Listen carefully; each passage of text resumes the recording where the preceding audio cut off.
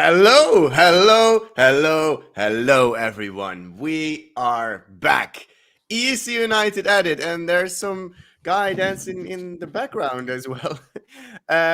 We are finally back live streaming for you guys, and we are super, super, super excited. My name is Roy, of course, and I've also brought a guest. Who are you? Introduce yourself for the people who don't know. Hi, everyone. It's great to be back. Gabe here, ESCUnited, reporting live from my house. It's so amazing to be back with Location you, Roy. undisclosed.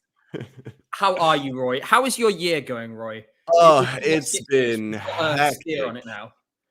It's been really hectic. I've been busy making my own stuff as well. We both have our own channel now, which is really, really interesting. If you guys want to check it out, of course, do so. But yeah, I've been to Benidorm to cover Benidorm Fest. It's been a really exciting Eurovision year. But of course, there is something missing at this moment, maybe. And you might have noticed that there is no Matt.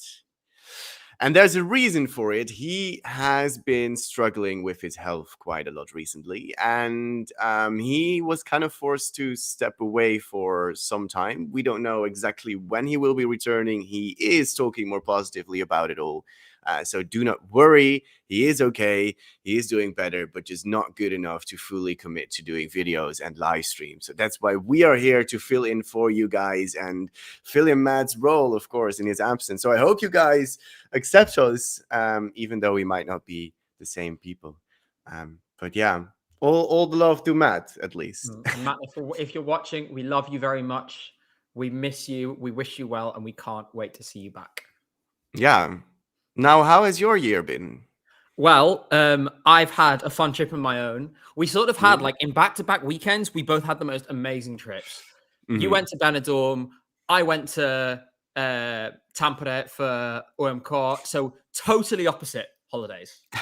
Totally opposite. We had the most amazing time. I was out there with my letter J as well. And we were doing some stuff for ESCUnited. We were in the press conferences, asked Karia and Eric Vickman some questions.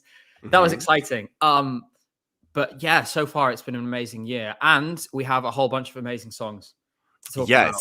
So I am really excited. I've been waiting for this for weeks. I am so glad to be back. I've been so ready to live stream. Like, I've missed everyone in the chat who are hanging out. Shout out to you guys for...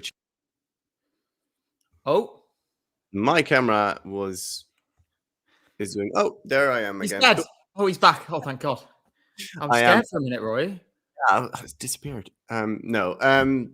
Yeah, thank you guys for tuning in already. And keep coming in with questions when we are talking about a certain topic. Please keep it on topic. We got a few moderators here and there, hopefully, as well, to help us out on that. And we'll answer your questions as much as we can. Are you ready to jump into the first discussion point, Gabe? I think we should, because I know what's first on this list, and I am so excited to talk about this. Well, let's get talking about it, and let's talk about Estonia. Now, the artists Viis Miinust and Pull-Up have been chosen to represent Estonia in Eurovision. After the jury votes have come in, it was Ollie who was leading the charge ahead of Nele-Liis Vaikso and, of course, these guys. After the televote results, the same three acts advanced to the super final, moreover. And there it was Viis Miinust and Pull-Up who gathered the most votes from the Estonian public. And will bring their song, and excuse my French, Nendest narkotikumidest aitea me küll midagi. That was very good. Really? How long did you spend practicing that? I not much. Okay, maybe more than I want to admit, really. And they will perform in the second semi-final at Eurovision. Now, Gabe, what do you think of this song and also the selection? Well, I guess I should start with a confession about this song, which relates to the number of times I've streamed it since it came out. To put it into perspective, this was my most played song of 2023. Damn. It came out on December the 12th. So I'm quite into this song. I have now streamed this song 706 times. So I quite 706. Like it. This song scratches my brain in all the right ways, and it combines all of the mad things that I love about Eurovision. So you have like the the sort of the folky elements, you have the fact that it's danceable, you have a silly little dance, the fact that it's in a native language, the absolute like raucous nature of this song. I love it. It is one of my favorite songs in Eurovision ever. I was going to be so insufferable about it no matter what. Now it's actually won ESCUnited, which to be honest, I didn't believe it would until a couple of weeks ago. It's just, it's even better. I cannot wait. In terms of the show as a whole, the semi-final was produced horribly. The final was luckily a bit better, and they sorted out the sound production, and some of the staging was nice. But what I will say is it felt like the quality of the songs was maybe not always there. There were a few I really liked, but there was a lot where I was sort of like, how about you? Tell me your thoughts, Roy. Yeah, I mean, it has to be mentioned that I think the semi-final was produced in like a sports hall or something like that.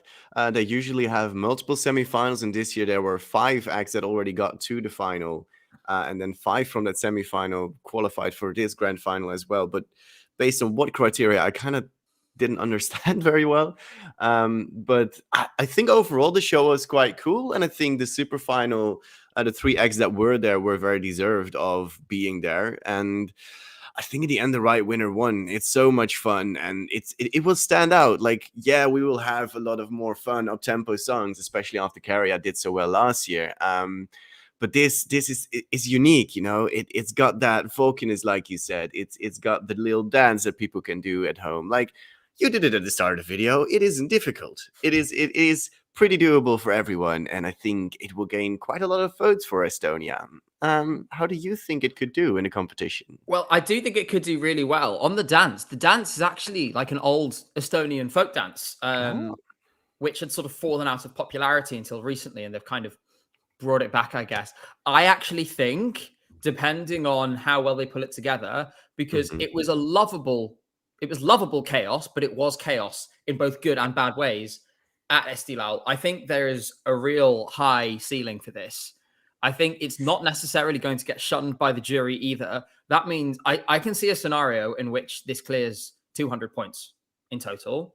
Maybe even that just in the best case scenario, it could get 200 from the televote alone. What that means is you have to start thinking about this quite high up the scoreboard. Like potentially a better result than Alika last year. That was already 8th place.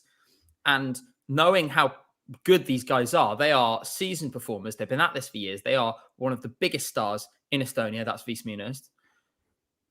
I really think there is, with the budget behind them as well, because they clearly had none for this performance, they could really take this somewhere. So I'm really excited how high this could get. Yeah, it's interesting that you mentioned something like 200 points, because last year the top 10 barrier was only 129.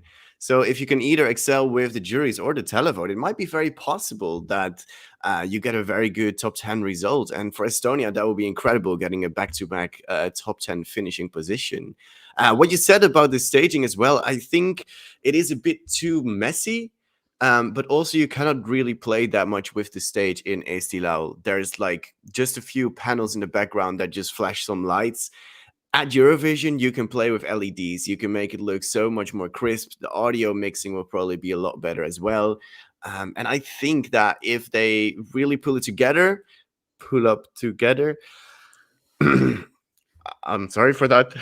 This is going to be a really season. Honestly, this is going to be such a long year. We've been doing this 10 minutes. I've already burnt my tongue on my coffee, had a little fancy dance, and you're making puns like that. I have to do this every week with you. Every single week. I am very sorry. No, but I think they can really do pretty well at Eurovision. The only maybe slight doubt is that we're starting to see a bit of a pattern where there's more in-your-face fun songs, fun dancey songs being selected by every country. Do you think that will affect their chances a lot? So yes and no, because this is very, in terms of how it sounds, it is very unique. I think the frequent comparison that gets made at the moment seems to be with Windows 95 Man, which doesn't really make any sense to me because they're completely different genres of music. I get that they both appeal to the kind of, let's have fun, let's have a good time kind of vibe. But these are two acts with totally different backgrounds. You've got to remember, Windows 95 Man has a very broad background as an entertainer, whereas Vis Minus and Pull Up are musicians first and foremost. So they're coming at it from different angles. There's not a shade of Eurodance in this, whereas No Rules is really underneath a straight up Eurodance song. This has those folk elements. It has other interesting things going on for it, but it also distinguishes itself from other up-tempo, more straight down the line pop songs because it sits in that zone in between the two. I would say Carrier is maybe a half example. I'd say maybe Alcohol is Free is a better one that sit between the mainstream and the crazy. Yeah. That gives it actually quite a wide window of appeal. I think probably wider than Windows 95 Man. No hate because I love Windows 95 Man. So I think so its prospects are really high, and I think it stands independently of some of those other songs that you're talking about. How about you? What are you thinking? Presumably half an eye on Joost Klein here as well. Yeah, I was thinking about it actually, because Joost Klein, this is kind of a bit in the ballpark that our song will probably be in as well. Very fun, very in your face, maybe not the best vocally, but very fun, very visually appealing. So they are going to snag from each other quite a bit. I said that they were in the second semifinal, right? Yes. Is that correct? Yes. So they will also be competing in the same semifinal as well. Is Finland in the first, or? Finland, I believe, is in the first, yeah. I have this written down somewhere as well. Why am I not looking? So do I, in theory. Eurovision World, save me, Eurovision in World. The first semifinal, yes. I actually have a question here from EKMNS. Do you guys think there is a possibility for Estonia to win this year? Do you think it can go that far in the ranking, or is that a bridge too far, perhaps? Okay. If you give me a scenario where we get to Malmö, their vocal is perfect, and there are things they need to change to get there, which I'm sure we'll come on to, and the staging is as impactful as the music video is, is it impossible? No. In that situation, I would say it is still unlikely, because realistically, knocked my microphone. Realistically, you're going to need, I mean, Karja showed it really. You need 150 from the jury as a minimum to get in contention for the win. I can't see this getting 100 from the jury unless we're in a situation, which also is not impossible this year, where you have a lot of songs competing. So the jury score is really spread out. If that happens, then suddenly this televote has way more power because they can essentially choose between 7 or 8 songs. Yeah. Are we going to get there? I would love for it to happen, because full disclosure, I'm going to be so biased in this song's favor the whole season. But it would take a whole series of events falling into place in a way that I can't really see happening at the moment. Yeah, I think you need a bit more of a different factor as well. Like with Karja, it was just a bit more slickly produced. I think this one is a little bit more rough around the edges, which also gives it its charm, to be fair. But I think there's just a few more things that need to work out, but it will do pretty well. I don't think it would be right in the top to contend for the win. But it's exciting for Estonia to have a song like this, I think. I'm really excited for them. It's also in Estonian, which is also really awesome to see, of course. I had another question pop up, but it just scrolled down that I wanted to click. Yes. Sadie Trent asks, will we get another Loreen versus Karja-esque rivalry this year, do you think? Do you want to take that first, or should I?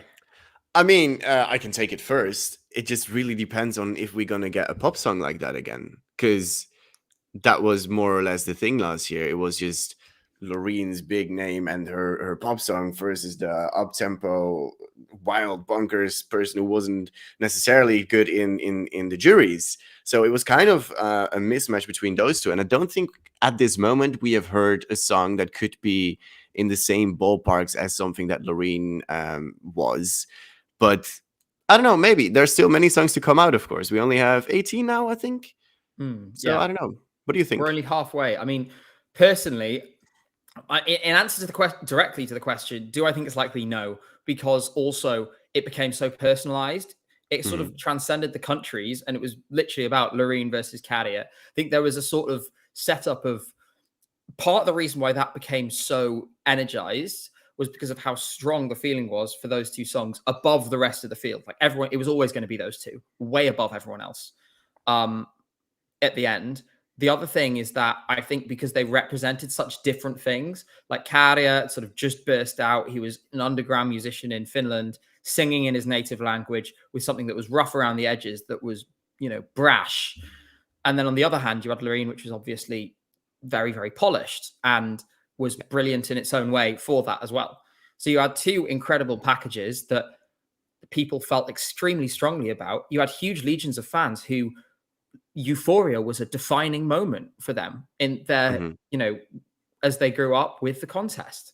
So I don't see a way in which we can have that kind of rivalry again. I also don't think it's something that we should strive for, because to be honest, and I was part of this, as a great many others were, it created a really toxic environment for a whole lot of people. Yeah. There are people on Twitter who, and this works both ways. There were things after the final, I was very saltily tweeting things that I regretted tweeting and I deleted the next morning. And there are people who've blocked me and still have me blocked on Twitter because of, as everyone knows, I really loved and still do love Käärijä. So I don't think it'll happen again. And I think it's probably a good thing that it doesn't happen again for all of us. Yeah, I think every single Eurovision year kind of has a different story anyways. Like, if you really look back at what happened every year, it was a different story. Like, Måneskin was kind of competing against Barbara Pravi and John Steers, but it was in such a different way than what Käärijä and Loreen was last year. So I think it's really unlikely that we really get something like it to this extent that we had last year. So I don't think it will happen either. And I'm not sure what country would send a song like that at this point that hasn't sent anything yet. I agree. I don't know. A quick little question. Gyarados GGG. Are you going to take Talharpa lessons with Dance until May? Yes. Are you? Maybe we can do a little ESCUnited dance thing or something. Like if Arnaud is there, if Melanie is there. I'm sure at some point we'll be in Malmö and Mel will be getting the camera and be like, dance for me. And we'll be like, yes, Mel. Oh, yes, Mel. Yeah, it's fun though. Let's see. Are there any more questions about Estonia? I need to scroll down again. Somebody also said that I sound like I have a sore throat. That is because I have a sore throat. So yeah, thanks for noticing. It's all right. I'll be fine. Get well soon, Roy. Thank you. It's just a cold. It doesn't matter that much. Any more questions about Estonia? I see a lot of questions about other selections and songs, but we will get to those later. I'll wait for like 1 more minute. So if you want to talk more about Estonia for a bit, you can. So what do they need to improve really to make it ready? They have all like the pieces, just kind of not. It feels like they're not stuck together yet. I mean, there are some things, and I was actually going to mention this, and I think this shows the kind of rough around the edges nature of Eesti Laul as well. In the semi-final, there were camera shots that it was literally impossible to pull off. So if you remember during the first verse, it was scrapped for the final, happily. There was that spinning camera shot where the camera's going one way and they're running the other. Because of the bit rate at which, the bit rate and the frame rate that the show was being broadcast at, that shot was impossible to film without it being blurry. Things like that. So you've got to clear up those bits firstly, although of course the production value will be higher at Eurovision. I think they need to make it a little more coherent still. We saw a big step forward in the final. I think they also need to think about how they're going to use both the recorded backing vocals and back each other up on stage. I think one key thing for this is the very low part sung by the guy who looks like Vsauce from Pula. Yeah. That vocal line, that one of the guys from Vis Minus, I need to learn their names. The bald guy from Vis Minus can also sing that part. In my opinion, focus the camera on Vsauce Michael, but get the other guy to double that vocal. It'll make it so much more powerful and more impactful. And so that's the kind of change they need to look at. Secondly, in terms of the staging, I think we need to look at the outfits again. I would love to see a performance with, a little more, because there's a big opportunity to express a character, like in the music video, in that staging too. So hopefully they'll be able to do that.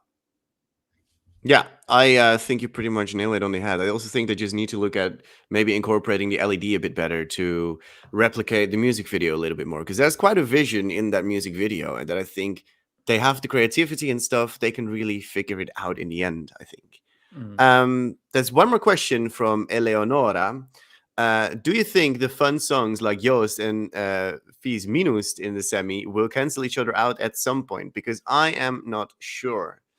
I think both would be fine in the semifinals. I mean, of course, we have not heard Yo's song yet. We don't even know when it's getting released. Probably soon, because he posted a teaser for it. But I think, fun songs can exist along each other. Like we had Let 3 last year, also in the same heat with Carrier, if I remember correctly.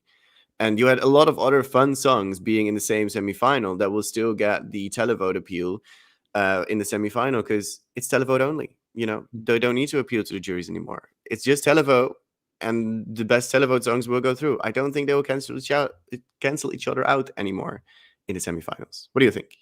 I think one or two things will happen. Either people will look at them in different ways, and you'll have different groups voting for them.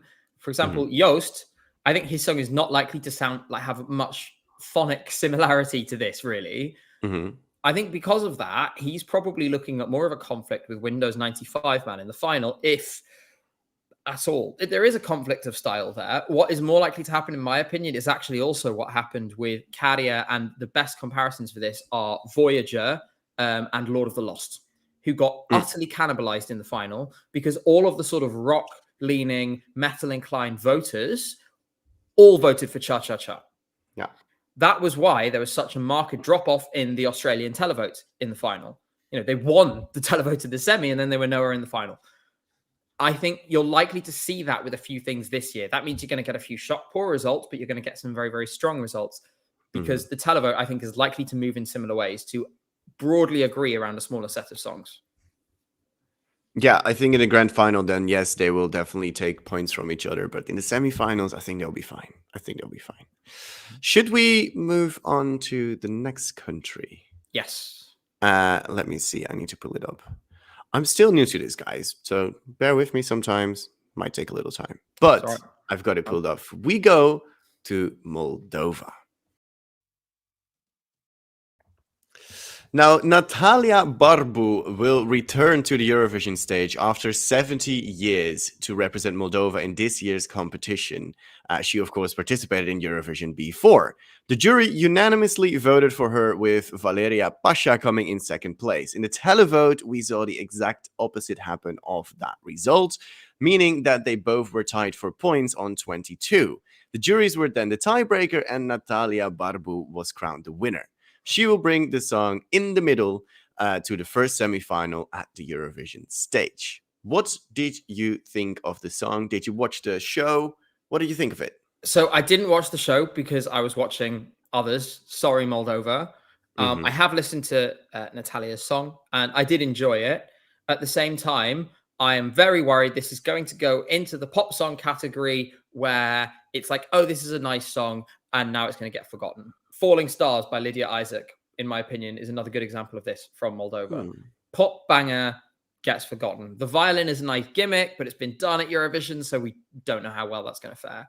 In terms of the show, I was mainly focused on the fact that it was a totally messy, drama alert style, just chaos, because live on TV, Natalia Barbu accused Valeria Pasha of rigging the televote. This is the kind of entertainment you only get in obscure Eastern European national finals. So and now apparently after the fact, the other thing, it will happen the other way around, that Valeria wants to challenge the outcome because of how the juries voted, right? Yes. So she's posted on Instagram saying that she's decided with her team to look into overturning the result. I think this is really funny because this happens every year and it never works. Shout out to Melissa Mantzoukas, whose crown of complainer in chief is about to be taken. Yeah, I mean, I don't agree with the system. I really, to be honest, I don't like 50-50 splits in national finals all that much. I tolerate them, but only when they don't convert into a single set of 12 through to 1. I think that's it's a clear way, in my opinion, it's a pretty blatant way of the broadcaster controlling the result to some extent. Because basically, like with that, Lord of the Lost would have got like 4 points in Germany last year, for example, if they had that just 12-1 system instead of allocating the televote proportionally. So they gave out the same number of points as the jury did. What this system allows is for the jury to ensure that certain songs can't win, or to ensure that it's basically impossible for certain songs to win. Because if you get 8 points or less from the jury, then it doesn't really matter what happens with the public vote, because the chances of beating the 10 and 12 from the jury by enough points to win overall, especially when the jury is the tiebreaker, it's next to impossible. So I think the system is really poor, and I would change it if I were them, but I don't think they will, because this is a broadcaster that likes to hold on to control. Let's not forget, and to be fair, this was kind of the right decision. They cancelled the national final to select Trena Lettel a couple of years ago. Yeah. So they get what they want, is what I'm saying. True. And maybe that's why the juries were the determining factor as well in selecting this song. I, on the other hand, quite like that they converted to 12-1, because it makes it a bit more fair in a way that you, I don't know, sometimes with the televote, you have so many more points being allocated to one song where it would have been impossible if you done that at Eurovision. Like with Eurovision, you get it from different countries. So then the voting goes a bit differently. It's just a bit complex, but I kind of like it when they transform it. I also kind of prefer this song over the other one that won the televote. But yeah, I think it's actually a pretty decent song for once. I quite enjoyed listening to it for the first time. I filmed my reaction today, and you kind of need to hear a little bit through the poor quality of the national final itself, because let's be honest, it wasn't the highest quality audio-wise, and it's got a nice driving beat. It's got a catchy violin moment, like you said. It got a little bit of a clapping along part, which people will always love clapping along to music at Eurovision.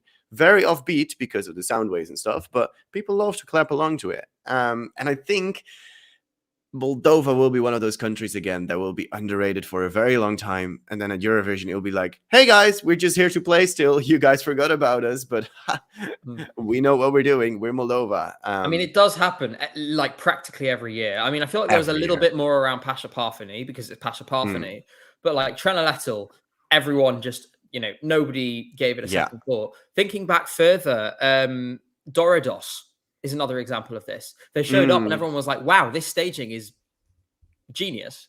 They're still the biggest grower in the odds. I'm not sure ever, because I, of course, don't watch Eurovision for incredibly long, but they went from like 41st in the odds to 9th in one day, which is like so mental how staging can change so much. And Moldova is so good at that. With such a small budget, they always make sure that their stagings look very, very, very good. So yeah, I'm very excited to see what they'll do. Yeah. So don't write off Natalia, but for now, I'm saying it's going to struggle. My opinion could change in a few months. It's going to struggle as much as my voice did there. Did you just hear that voice crack? I was like, struggling. It happens to the best. Just pretend that you have a cold as well, and you're good. Yeah. What do you think will change from the staging? Like, the staging itself now was 5 copies of her basically performing the song. What did you think of that? And do you think they need to change that? Do you think they need to iron it out? What are your thoughts? It's an interesting concept. I think the problem is you can never really fully realize a staging concept in that studio. Moldova, like at a national level, Moldova is always going to be constrained by the fact that the resources are extremely limited. And that's going to be borne out across the entire show. What they have at Eurovision is the same stage as everyone else and the same production as everyone else, which means that they can get creative. And I think we've seen that on a number of occasions, that Moldova is great at making something out of very little. Yeah. I think the other problem is, as ESC Matt Gaga has just pointed out in chat, excellent username, by the way. it is in semi one, which is going to hurt it as well, because semi one, as I'm sure we'll be elaborating on over the next few weeks, is insanely stacked already, and we only have It's like half looking the bad. songs. So It's also in the first gonna be half, tough. if I remember correctly. Mhm. Let me look that up real quick. Moldova, second half. Okay, well that could benefit them then, perhaps. Mhm. Yeah, it's looking like it's already a very stacked one. We got like Ukraine, which is one of the big fan favorites at the moment. We already have Finland. A lot of songs still left to come from countries that usually tend to do quite well in Eurovision. So, yeah, the semifinal one semi seems to be a bit more stacked than the semifinal two one. So, Mhm. I'm not too confident about Moldova's chances completely yet, but I also think we cannot write it off. And you can kind of never write Moldova off, but it's got a good sound to it. People will sleep on it, and that's okay. Moldova will do its thing, and we'll see. We'll see in Malmo how it goes. Let's see if there are any questions in the chat. If I can, while you're looking, if I can just say one thing, and a good point a couple of people have made about Blind Child and Måneskin both doing well Mhm. in 2021. Firstly, those songs are not all that similar. Secondly, while Måneskin were very popular, if you look proportionally at their televote compared to what happened with Cha Cha Cha, they are miles apart in terms of the ratio of like points per country. Cha Cha Cha is way ahead of basically every other entry in history except for Stefania, of course. Mhm. So my point is, like, you could be right, and it may spread in the way that you're saying. And of course, people can vote multiple times if they wish. But the more recent examples we have are of the televote bunching extremely hard. This happened in the semi-finals as well, where which semi-final was it? Where Southern Lights came 11th. Sorry to traumatize any Southern Lights fans in the chat. Where That's all the of the semifinal one. points essentially went to 11 songs. Yeah. Like the televote has bunched massively last year, and that is the most recent frame of reference we have. It could be that it goes back to how it was before. It might not do. We'll have to see. Mhm. Also, Måneskin and Blind Channel are like a rock and a metal song, and like Germany, Australia, and Finland all had metal influences. So, very different comparison in that way as well. As a metal lover myself, I have a question here from I'm Stefan. Moldova used to have the televoting break ties. Look at 2017. This year, they didn't announce who's breaking the ties and just declared Natalia as the winner. I think it is quite fishy. And I think that is also what the Parfeni, what was her? Valeria Parfeni, is trying to fight, or maybe not fight, but like point out and make amends with basically how the entire system went, because she doesn't agree with how that was so shady, I guess. What do you think happened? Or do you think I there's any mean, reason for it? like I say, and without obviously we don't know for sure. The reality is, it's well known that broadcasters all essentially, well, most broadcasters have their thumbs on the scales Mhm. in some way or another. Whether that's the way they plot out the running order of the shows, on the most subtle end, or more severely by doing things like making juries the tiebreaker. Ultimately, with national selections, the broadcaster still has a huge influence, except in truly exceptional cases where one song runs away with it. Like, we'll come on to Lithuania in a minute, but I think there was nothing, like LRT could have done whatever they wanted. There is no way they would have stopped Sylvester Belt winning that selection. In most cases, they will have some preferences, and that's natural in some way, because from a tactical point of view, they want a song that's going to do well at Eurovision. They will have their own idea of what that is. Now, where the line lies in terms of what can you do to influence it in a fair way versus what is unfair gets blurred in a number of places. I think we should try and find out more first, though, and not come out now and say, well, this was rigged, that was wrong. Yeah.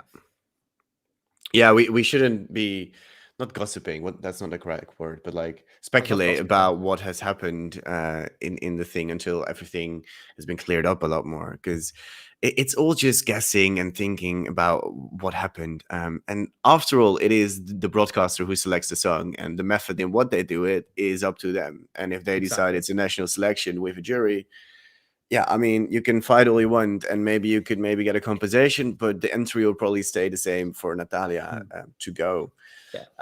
Yeah, I didn't really see any other questions about Moldova in the chat, so I guess we should move on to the next country. And that is, on my list, Denmark. So let's have a little gander at Denmark. Now, the artist Saba has won Dansk Melodi Grand Prix and will now represent Denmark at the 2024 Eurovision Song Contest. After a series of votes, she found herself in a super final alongside Janus Wiberg and Basim. Saba managed to capture the hearts of both juries and televoters the most, securing 37% of the combined vote. Saba will bring the song Sand to the song contest's second semifinal in May. Now, did you watch Dansk Melodi Grand Prix? What did you think of the show? And what did you think of the song?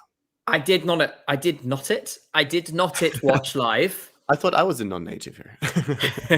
I did not watch it live, but I did watch all of the performances earlier today.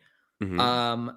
And I have to say, it was not actually, I know this is crazy to be saying this for Denmark, it was not that bad. I actually quite enjoyed myself, and there are a number of songs that I would have listened to again. They changed Arena this year. I thought that really worked for them. They had a decent selection of songs. And there was some awkwardness around the result because the public had a clear televote preference that didn't win, which was, to be honest, just as well, in my opinion. We'll come on to that in a minute. I thought it was actually a really good show from Denmark, and I thought it was a step forward. I think there's a lot still to change about the way they approach the contest, but it was nice to see that they actually really took a step forward this year. I don't know if have you watched it? Have you seen? What are your opinions? What are your thoughts, Roy? I did not watch the show, but I did watch back the performances, and I think the overall quality of the songs improved slightly. But I'm still not sure if they're in the right place to really be revitalized in a way. I think it's still very much more the basic pop songs and kind of like the voice winner kind of songs participating in the selection. There was that one song that was a bit more alternative that was my preference, but I mean, I knew that was never going to happen, which was Ublu with Planetary Hearts. But in general, it was all pretty much pop, I think.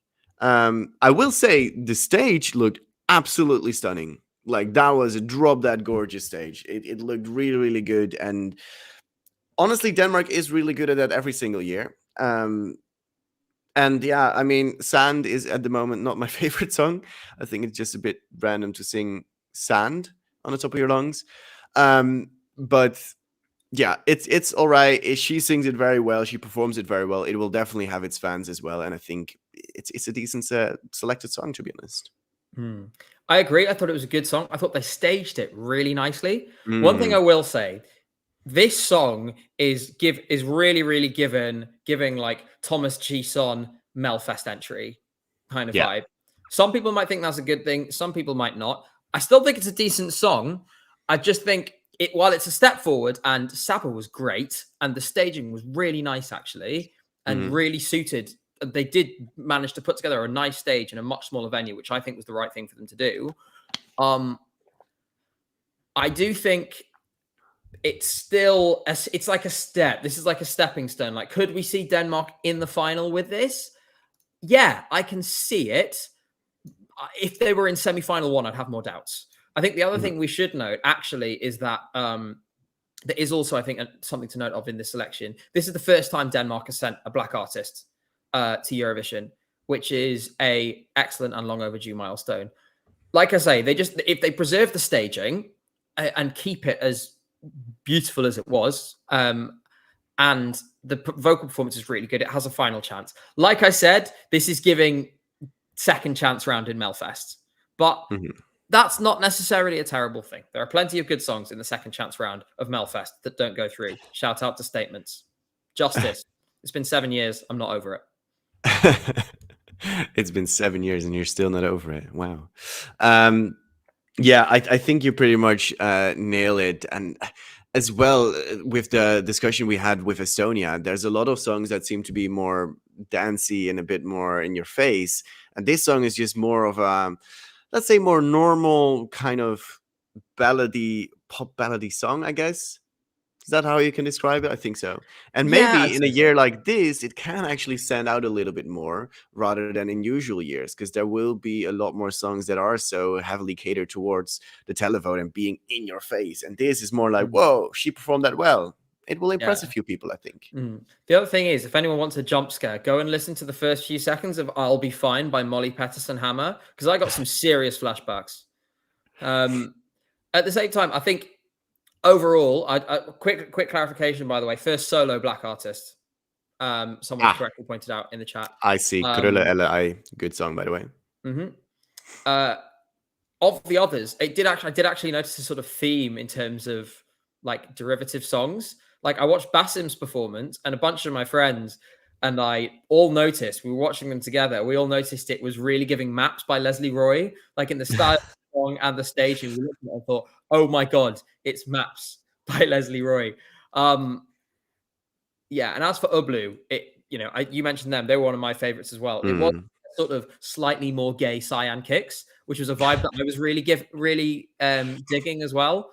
So yeah, like I said, there's actually quite a lot to talk about here, which is unusual for Denmark because it's kind of been a flyover national final for me in the past where it's not been able to grab me. But I would listen to a lot of these songs again, and it was a nice show. So I can't believe I'm saying this. Well done, Denmark. We might let you out of the closet of shame this year.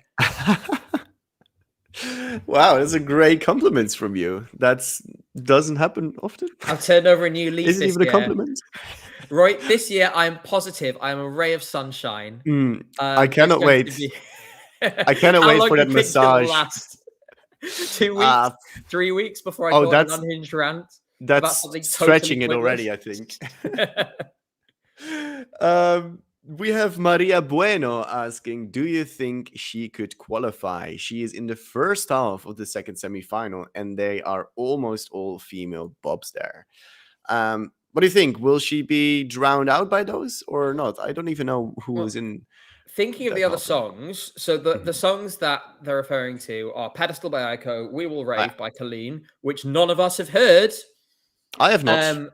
Oh no, I did. I had been trying to avoid it, but it auto played on the timeline for me, so I immediately closed it. Yeah, and once I heard a few seconds, I was like, I didn't realize what it was, and then I was like, oh, and then also Zemran and Dor as well. You've also got Loop by Sarah Benici and whatever Marina Sati sings. Here's the thing, right? I've got to be honest. Like Sarah Benici is a really talented performer, and it is difficult to perform a song like that and dance and do all the choreo and everything and still sound good, which she did. Credit to her. It's not a great song. Aiko, I think, is going to be a lot better than the national final, but it's a very different song to this one. It caters to a different subset of people. It's more alternative, I would say. And we should say at this stage, like I say, while I think it's going to be a lot better, there is that question mark, so we're not sure yet. Zemran and Dor, totally different. It's a ballad. We Will Rave, none of us have heard yet, so we don't know. I actually do think there is an avenue for this song. If you look at these songs compared to the kind of competition it would have in semi-final one, this is clearly the better semi-final to be in for it at this stage. Yeah. Even if it's around other, female-led bops, I think it has enough about it to at least challenge to get to the final. It's not going to finish like 13th or 14th in the semi. If it misses out, it won't be by much, in my opinion. Yeah, I think that people will see her talent, and that will be something that people will vote for, regardless whether you're a bop or a ballad or something like that. And yeah, she performed it really well. Like, you cannot say anything about that. Well, you can say it was good, basically. You cannot fault her or anything with her performance, really. And if she can bring that in at Eurovision with an even more polished staging, to be honest, there isn't really that much that needs to be changed. But in Eurovision, you'll have an LED instead of what Denmark had in the backdrop. But I love those lasers. You had those lasers at some point. I had it in the little video as well with the fog. And I'm like, I hope they have those lasers at Eurovision, because that looked absolutely stunning. I will say I think they will, because basically my expectations of, rather, obviously you have the stage itself, in terms of the effects that are going to be available, I'm not really looking at Melfest this year, which is clearly a bit stripped back to cater to the fact they're doing the main show. Yeah. But given the amount of noise they're making about how flexible the stage is, I'm expecting a lot of the effects that we saw at Melfest last year. That means there'll be, I imagine, provision for suspension, like we had with Lorene's giant panini toasty whatever maker. Yeah. There's going to be a really, really diverse array of sort of lasers and lights available, probably more than we've seen before. Like, we can say what we like about Melfest or about Sweden or whatever else. It's a fashionable thing to bash on Sweden in this fandom. I know, because I do it. I literally tweeted like yesterday during the Estonia results, like, Sweden, like, I hate you, Sweden, because they gave 1 point to Vismunus. But they do some things really well. And this stage is going to be one of them. The Stockholm 2016 stage, in my opinion, was excellent. And I think they will deliver on that again. They know how to produce a show. That is the best bit of having Eurovision in Sweden, in my opinion. Yeah, I think it will look crisp no matter what. Like, in 2016, I think 80% of the songs looked absolutely incredible, and the 20% that didn't look as incredible is more due to the broadcasters not coming up with the best plan or the most solid plan to really make it elevate the song that they sent. And it's not really something that the Swedish delegation could have changed about. Like, they'll have toys to play with, basically, in Sweden. Plenty of them. Yes, hopefully. And not with too much cost for the pyros. You need to buy them by the bunch. Do we have any more questions about Denmark? Let's do a quick scroll. At ESCUnited, by the way, if you have a question, so we can pick it out easier to see which are directed at us and which are just to chat with other people, because that's also fun, of course. And if there are no more questions or no more points from you, I think we should move on to the next country. Should we do that? Yeah, just one from Steven, which we can answer very quickly. Why did they put the studio cut over the national final performance? It's Denmark. Like, it's Denmark. It's just the kind of thing that Denmark does. It's up to the broadcaster, and I guess, I don't know. I have no idea why. Maybe there was something that went wrong during the show that they didn't want people to see. Honestly, Roy, I just think it's Denmark, because they do this thing. They don't fund a music video. They just put the national final performance in as the music video. So, I remember them doing it for Anya Nissen years and years ago. Yeah. In 2017, like, it's just the kind of thing they do. They never even did one for Only Teardrops. And that won the whole bloody show. Like, it's just Denmarking. Yeah. I don't see any more questions, so I think we move on to the next country. And that country is, if my laptop can stop lagging, Lithuania. Sylvester Belt will represent his country, Lithuania, at the Eurovision Song Contest 2024. In the 10-song final, 3 acts made it to the top 3 of both the juries and the televote to make it to the super final. They were The Roop, Shower, and of course Sylvester Belt.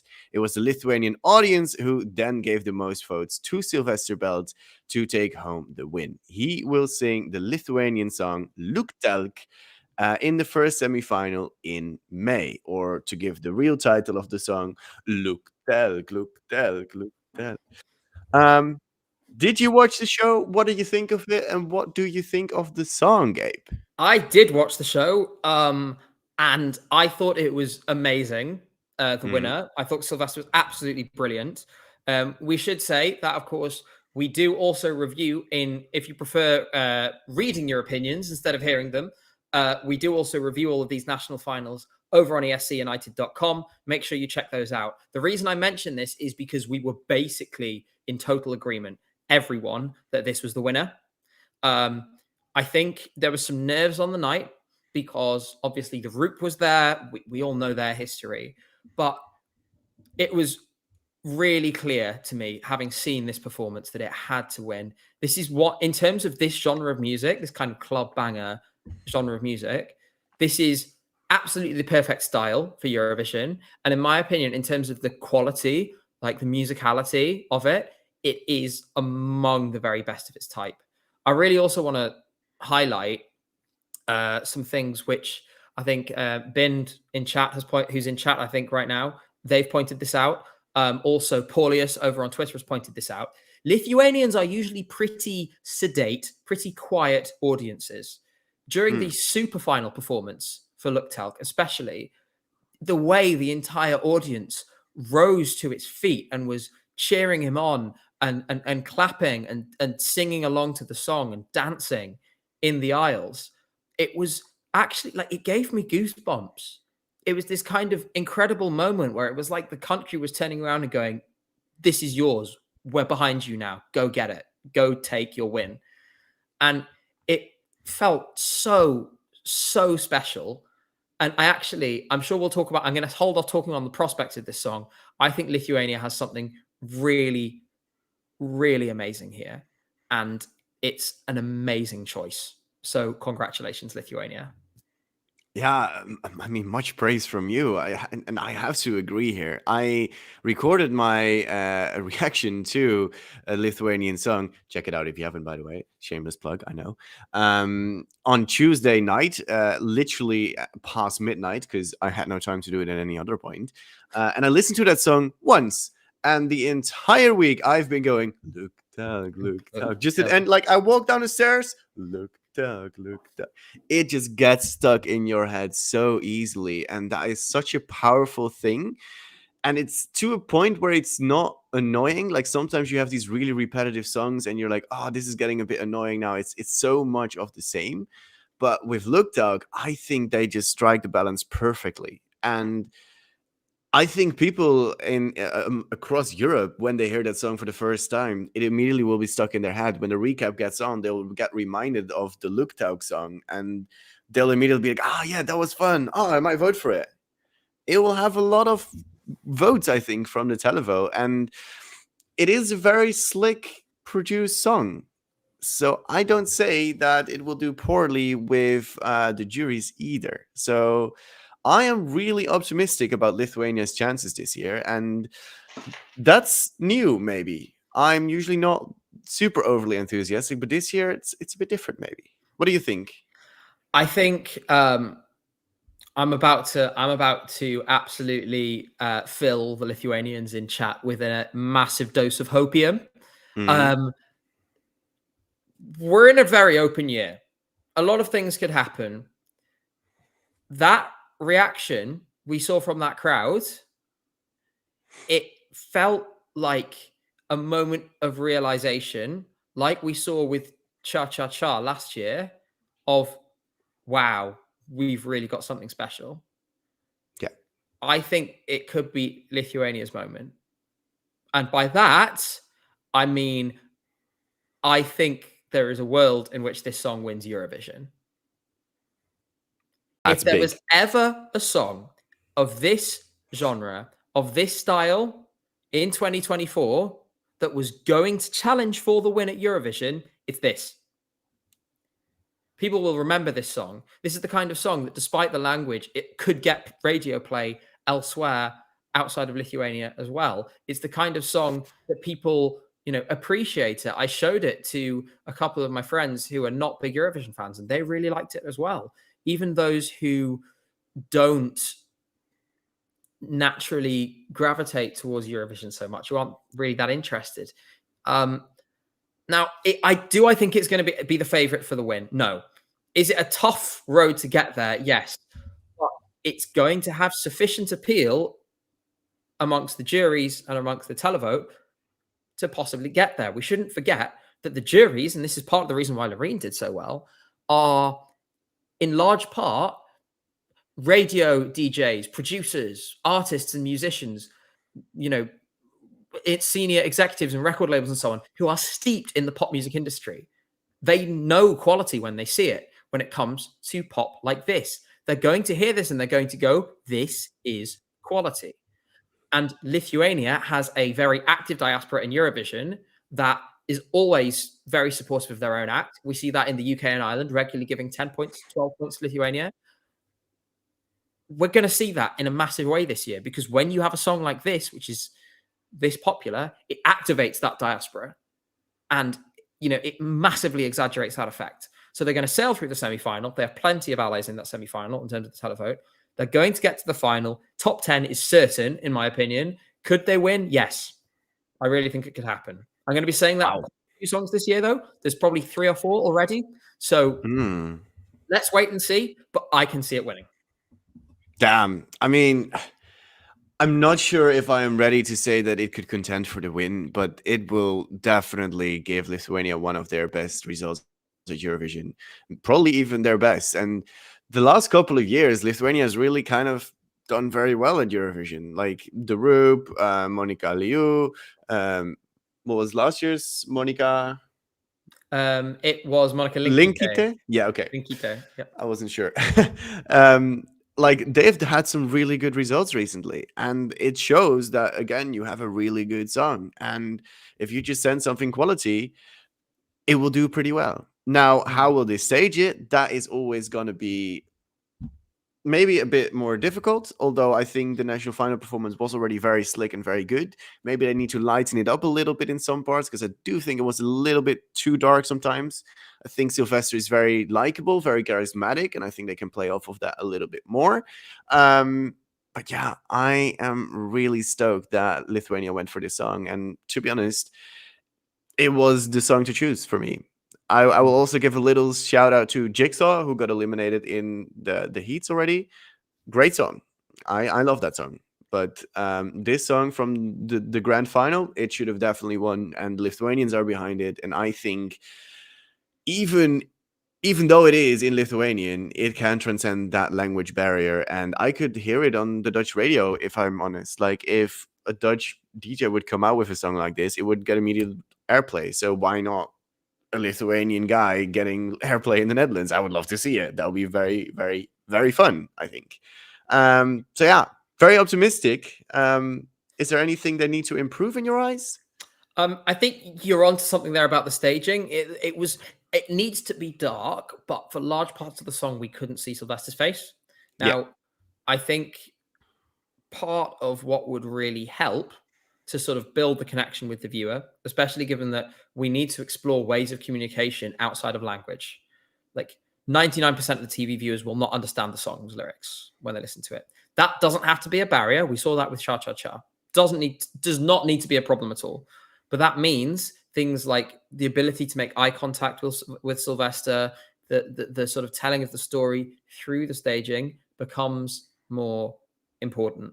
I think a lot of what they're doing now is really good. And I think rather than scrapping it and making a new concept, they should try and develop it more.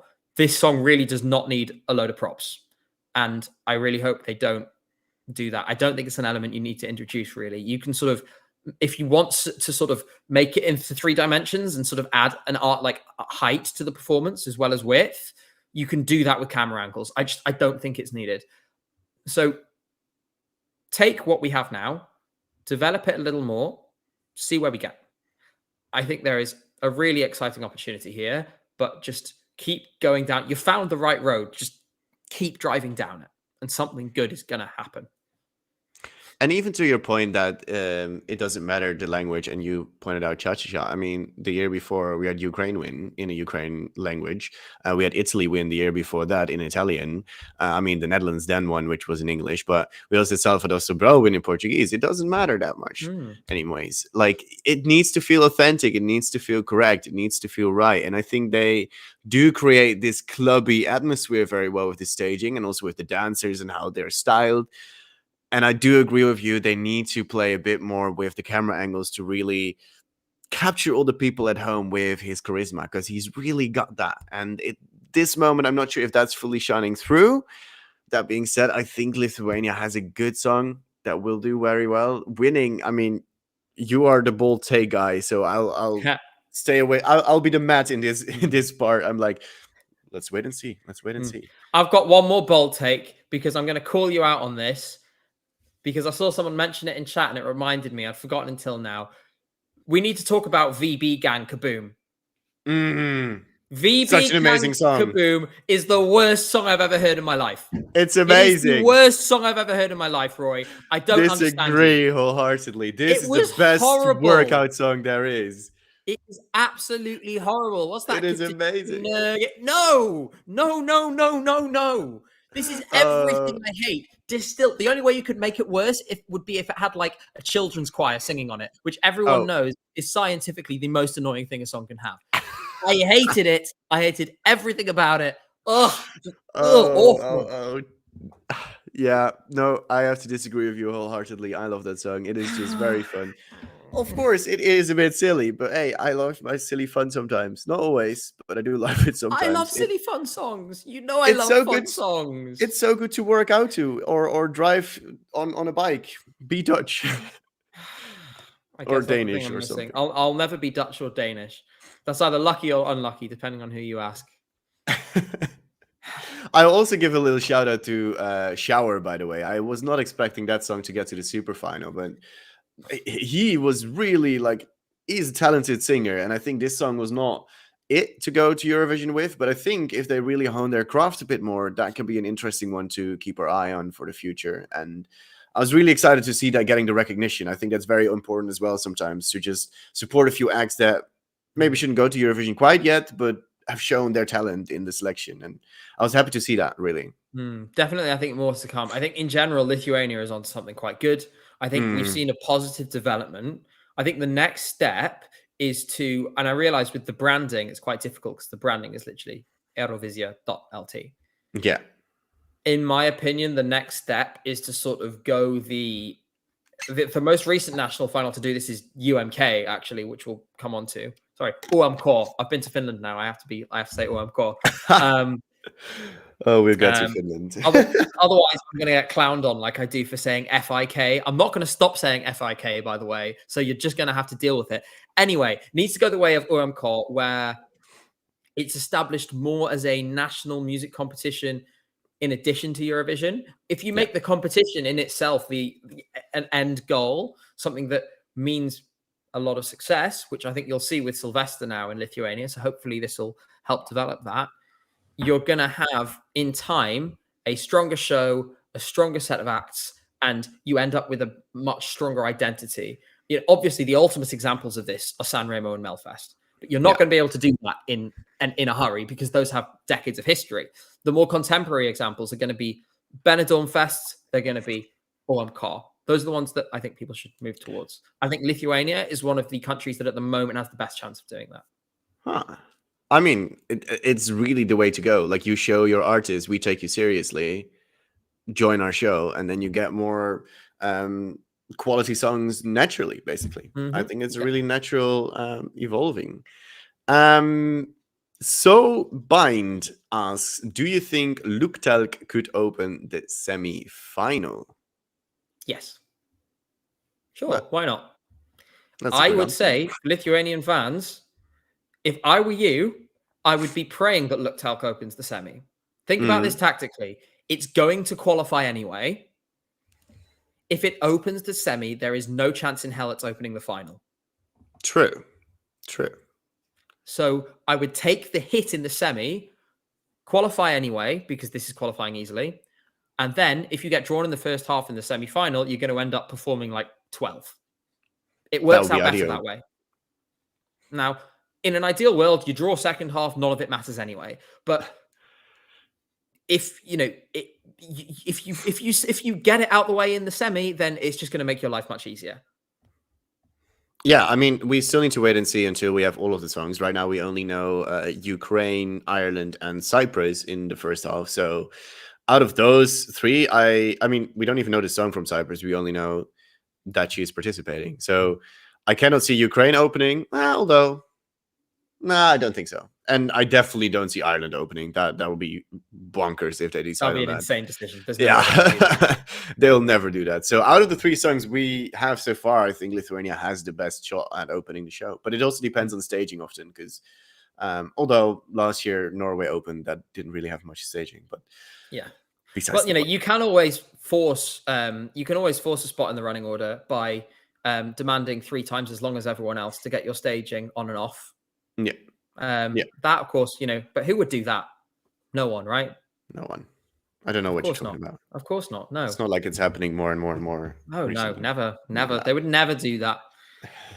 Personally, I really like toasties, by the way. If you got one of those toasty presses, I've been thinking of buying one. Oh yeah, it's on the floor here in the kitchen. Yeah. I would go and get one from the shop down the road, but I don't care about them all. Oh, it's gonna be a long season. It really is. Oh no. Gabe, sure, get over it. I love you, Adam. I'm just pulling your leg. I knew. See, some of my friends, I have some friends who are really, really massive Well, your friends. fans. Yeah, I know. I do have friends. It's incredible, right? Honestly, all things considered, it's a miracle. I have some friends who I know love Loreen, and to be honest, like now it's over. I've talked about this at length on my own channel as well. Like Loreen is a really deserving winner of Eurovision and one of the greatest Eurovision acts in history. But I'm sorry, Loreen fans, you are quite fun to wind up. So I love just poking the bear a little bit from time to time. So I'm telling you, I'm doing it with love. I'm doing it with love. But yeah, anyway, I just think it's just a bit of fun. It's just a bit of fun. It definitely is. But don't go too far because they will come with pitchforks. It's good that you didn't disclose your address. They'll all start blocking me on Twitter again. Yeah. We have some letters. AJMXNA or It's J. It's J. It's my editor J. Hi J. Do y'all think y'all? That's very mad of him to say. Do y'all think Luktauk could start a golden age for Lithuania? Well, I think it's already kind of started. I think the group has kind of started that in a way.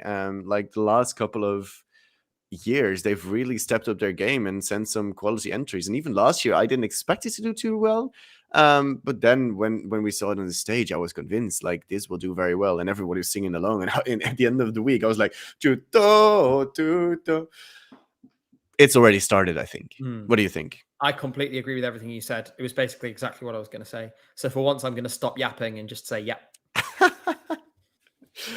That's great. I think we should move on to the next country as well, which is not something that happened yesterday, but a day earlier instead. Let's see if I have the correct video.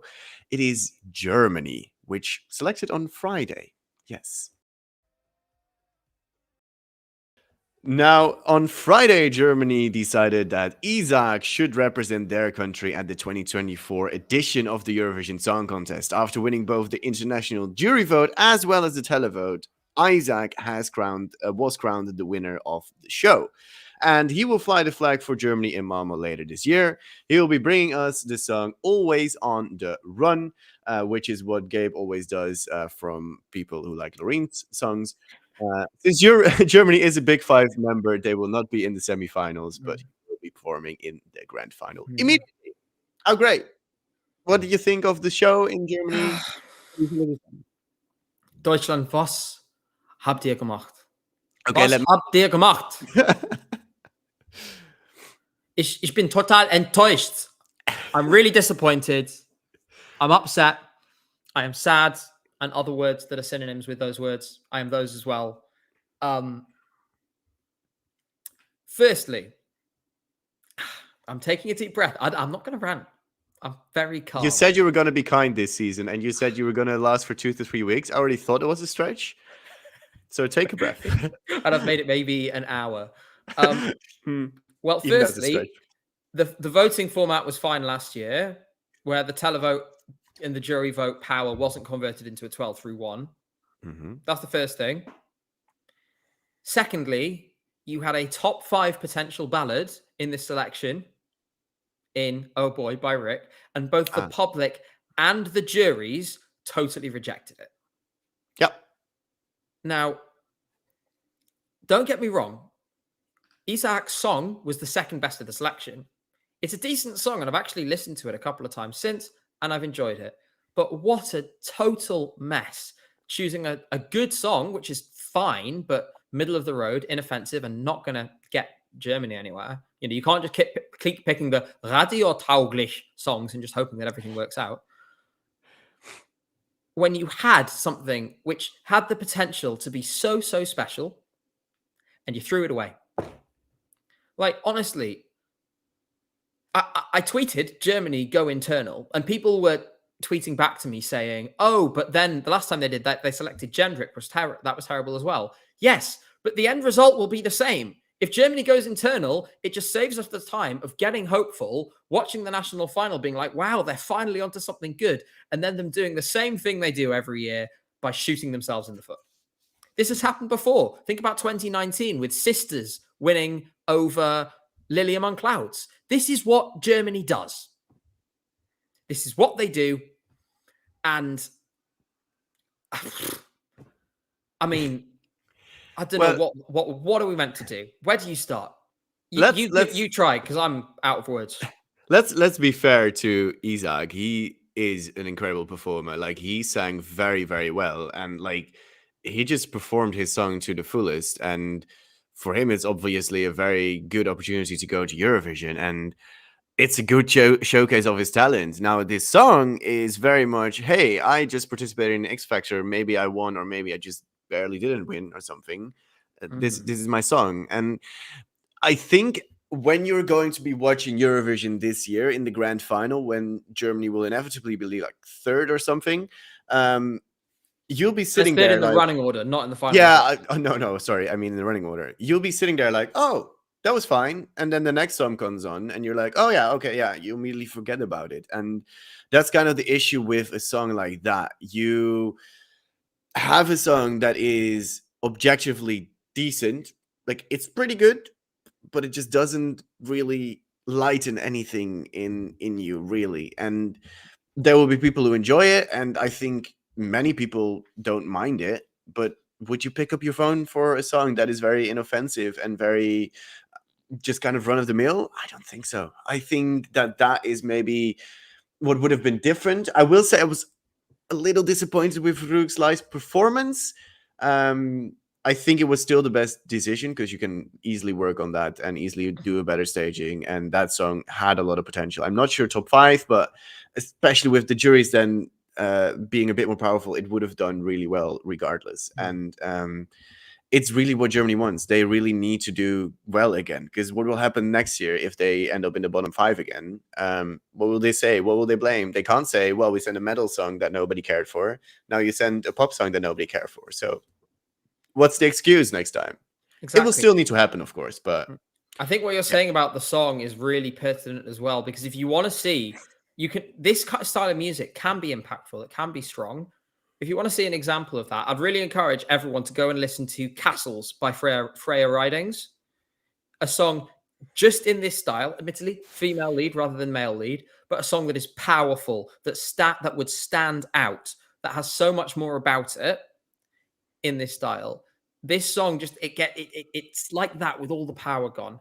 It is elevated by the fact that Isaac has such a good voice, but the ceiling for this kind of thing is so low. It just, and then I feel like Germany is stuck in one of these death spirals, a bit like, although Ireland have kind of broken out of it this year by doing something really, really different, and credit to them for doing that. A death spiral like Ireland, a bit like the UK, until very recently. And once you get stuck in that cycle of negativity, it can be really hard to break. So I do worry that we're going to see this for a bit longer from Germany. The formula has not really changed now for years and years and years. The one time it did with Lord of the Lost, the result may not have showed it. That was a step in the right direction, because without Cha Cha Cha, it would have done a lot better.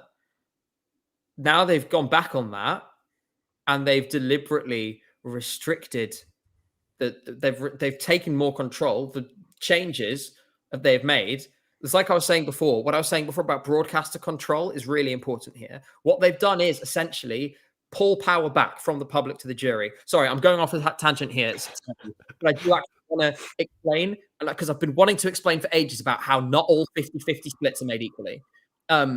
Last year, the public, in effect, had more power than the jury. The reason for that is the most points you could get from the jury would have been, I'm just doing some maths in my head, a quarter of the total points. Because you get 12 out of, or roughly a quarter, because you can get 12. No, slightly less than. The point is, the jury gave out about 58 points. Each juror can give 58 points out, roughly. They only give 12 to one song. So you have a limit to the maximum proportion that you can get from the jury. The public vote was uncapped. Lord of the Lost did so well because they got like 40, 45, whatever percent with the public vote, which meant they got way more points than anyone could have got with the jury. So that is a 50-50 system where the public effectively has more power. This 12 and 12 system where the public votes second essentially means the jury can guarantee that one of 2 or 3 songs wins. I mean, it doesn't matter because you won both the juries and a televote. Yeah, well, yes, in this case, you are right. But my point is that it's a clear sign that the broadcaster has looked at last year and gone, "Oh, we want a bit more control over this." Okay, in that way. Yeah. Now, did they agree? Yes, the public and the juries are in this together this year, and they've all brought the 26th place on themselves. I'm just saying it shows that the broadcaster is thinking about this in the wrong way, and it's a real shame. I think somebody pointed it out. They need to have one big artist that steps up to the plate and be like, "Yo, guys, okay, we've been going on for way too long. Let me try it. Let me do it." And then, boom, maybe they'll have a magnus opus and have a good result. They could have had Electric Callboy by this time, but I don't think they'll ever do it again because they're a lot bigger now. Yeah. Either way, are there any questions about Germany? Alexander Bagels asked, who do we think would have done better with televote if Carrier wasn't in the 2023 final? Voyager or Lord of the Lost? I think we'll agree. I think so too. Do you want to take this? Do you want to go first or should I? Well, I mean, the semi-final results kind of show that Australia would have done really well if Carrier wasn't there because it won the semi-final and then Carrier showed up to grab a bunch of the points and then it didn't do too well in the televote. So I think Australia would have done better than Lord of the Lost. Whether that's right or not, I mean, the Voyager song was just a bit more catered to pop music as well, rather than just the metalheads, but maybe I'll go on a bit of a tantrum now. It's just ridiculous that like the best vocalist that was last year was the lead singer of Lord of the Lost. But just because it is in a different genre, which is metal, he is incredible. Like I was at his concert as well, or at their concert as well. His vocals are out of this world. This man has technique and such a rich and great voice. Like every take was so good, but all of those juries are so based on radio and they don't care about other genres, which is so unfortunate because he was incredible. Like that is one of the best metal vocals you probably ever get at Eurovision, and it got paid dust for nothing, just because the juries are very much based on radio and a lot less on metal kind of genres, I guess. Yeah. That's kind of my take on that, I guess. What do you have to add? Well, I think you're completely right. I think, many people have accused me of jury bashing. They're right. And the juries deserve it because they need to broaden their horizons a little bit. And now I'm not saying that they should be giving Lord of the Lost and Carrier and all this 350 points or whatever. No. But like, I would like to see the horizons broadened a little bit. I was looking really, I think it wasn't just Loreen last year. I was looking at all these 12s coming in for Noah Carell and I was sort of going, really?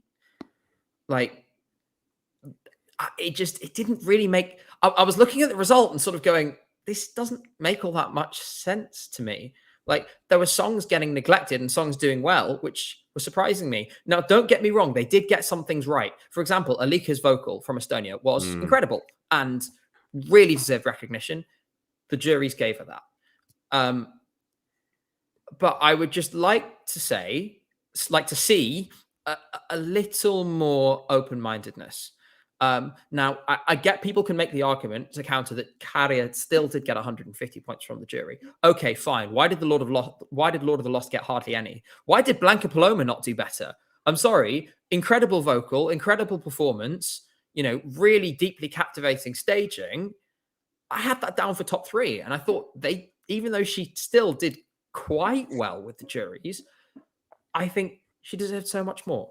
And so it did disappoint me how they went last year. And I hope that similarly adventurous and brave performances this year will be rewarded. Yeah. I hope so too. I hope they make a little bit of a change here and there. I see a few people asking, where is Matt? We addressed it at the start of the live stream, but if you weren't there, I want to briefly explain that Matt has not been doing the best health-wise recently, and that's why he's kind of been absent this entire season so far. He's doing better, but he has kindly asked us to fill in to do a live stream here and there on his behalf in a way. He's doing a lot better, but he's still not healthy enough to really give his all for this season, really, with videos and live streams. So you'll probably hear from him at some point, but as of right now, we all just wish him the best, and you'll have to do with us, I guess. I hope that's good. There is one more question for us from Eurofan SF. Do you think Big Five countries suffer by having little exposure in the semis? Should they fully perform the Big Five entries as the interval act in the semis as well, so they can gain traction earlier? No. And the reason I say no, I think there's an argument to be made here, but personally, I think if you can see that the Big Five is still very capable of doing very well. Look at Spain and the UK in 2022. Obviously, Italy won in 2021. Germany did very well in 2018, if you remember. That's another example. Italy does well every year. In fact, if anything, Italy is the best example of this. If you send quality, you do well. Yeah. Most people voting in the final do not watch the semi-final performances. Any of them. The semi-finals get way less viewers. Oops. Hit my microphone again. I do that all the time when I'm filming my own videos. Jay has to edit out me going like about 10 times video. Anyway, point is semi-finals. Oh, my blooper reel would be massive. But the point is there's way less viewers for the semi-finals. So in my opinion, it just doesn't make that much of a difference. What do you think? I agree. Yeah, if you just send a quality song, it will do well regardless. And I think a lot of people in Europe are a bit biased against Big Five nations in general. Like, if I speak to a few locals, they're like, yeah, but why are they in the grand final? And then I have to like explain, well, they pay a bit more, but they also like bring in so much more viewership, and you kind of need them in the grand final. And they're like, oh, okay, I kind of get it. But yeah, they're already a little bit against the Big Five usually. So I think if you give them even more preferential treatment, I think that would be a bit too much. And I think it doesn't matter, like you said, Maced. Why did I go Dutch there for a moment? Most people won't even be watching the semifinals anyways. And yeah, it's just going to be the grand final. And I think if you have a good song, it will do well. It will do well. Yep. Yeah. Totally agree. War. Damn, I'm going very well with my English today. There is another question about Germany. Yaku Mata asks, do you think broadcaster change could be possible with us? NDR clearly isn't interested.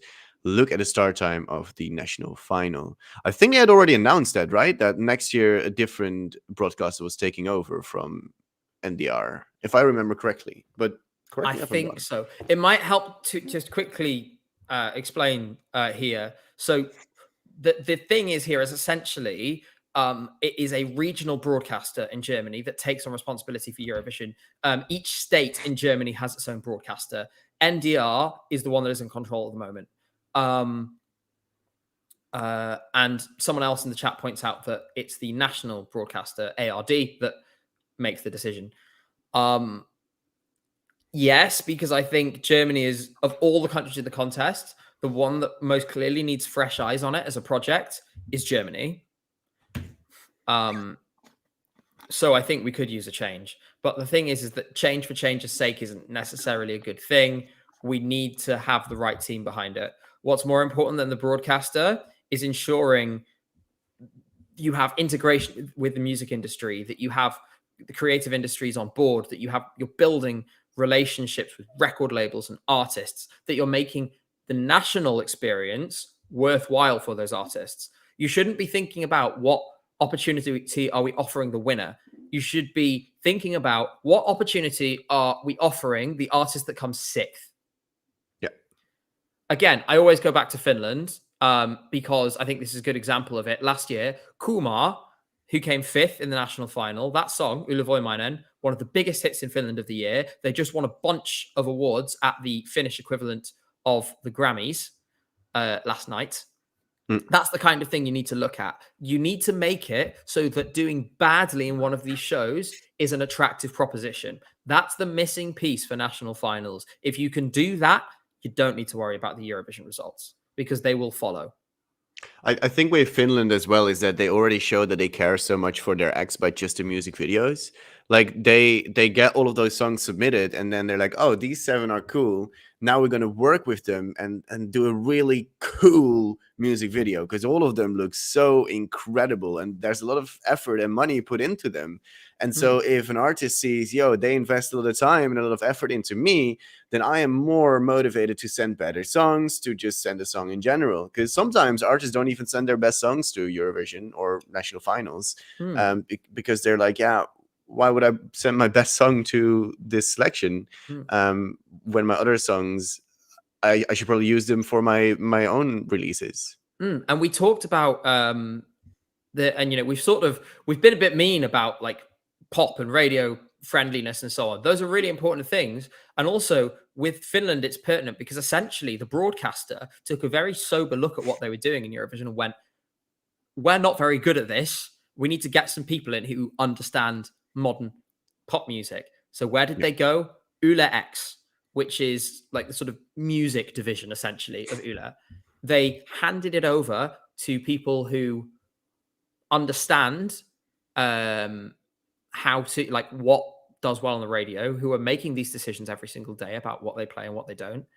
But also, crucially, that meant handing it over to people who had those connections. The UK sort of took a similar good step by getting tap music involved. And that was how you ended up with Sam Ryder. Yeah. You don't necessarily have to build those connections from scratch. You can approach somebody with those connections and say, we know you know how to make this thing work. We know you know the music business. Help us put together this show. We'll finance it. We'll make sure it's got sufficient oomph behind it. And you just have to look at the way that that can develop into something really special. There's no reason why 10, 15, 20 countries in Eurovision can't do this. And there's other places where it could potentially happen. But Germany is the one in most dire need of doing something differently because right now it's not working at all. No, I completely agree. I think it is time to move on to the next country, though. I think most people are now more talking about Finland rather than Germany. Sorry, so I always do this. My fault. It makes sense. It's a really good national selection, so I get it.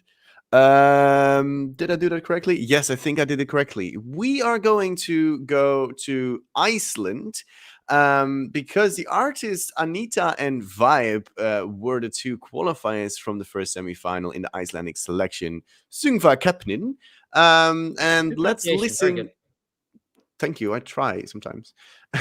Let's listen to a short snippet from both of the songs who made it last night.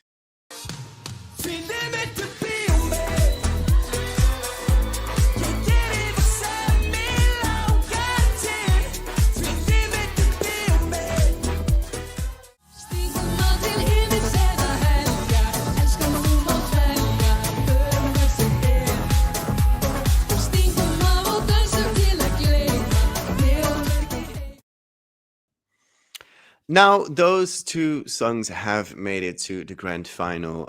Gabe, what did you think of these songs? Did you even watch the show? Well, I didn't. I haven't had time to watch the show, truth be told. There has been too much going on this weekend. You know, I watched Lithuania, busy. Lithuania, Denmark. So this one, because it was a semi-final, I had to prioritize. From what I've seen of these live performances, I'm not sure yet. But Söngvakeppnin, things usually develop in the final in quite a positive way. So I'm going to reserve judgment. And I think I'm basically going to defer to you on this one because I've heard a few of the songs in the studio, but not all of them. I don't really feel qualified to make a judgment yet. So what do you think? I think my favorite of the heat got eliminated this semi-final. The 3 songs that were eliminated were by the artists Seastone with Rö, which was all right. I think it was a decent performance, but I get why that song doesn't stand out as much.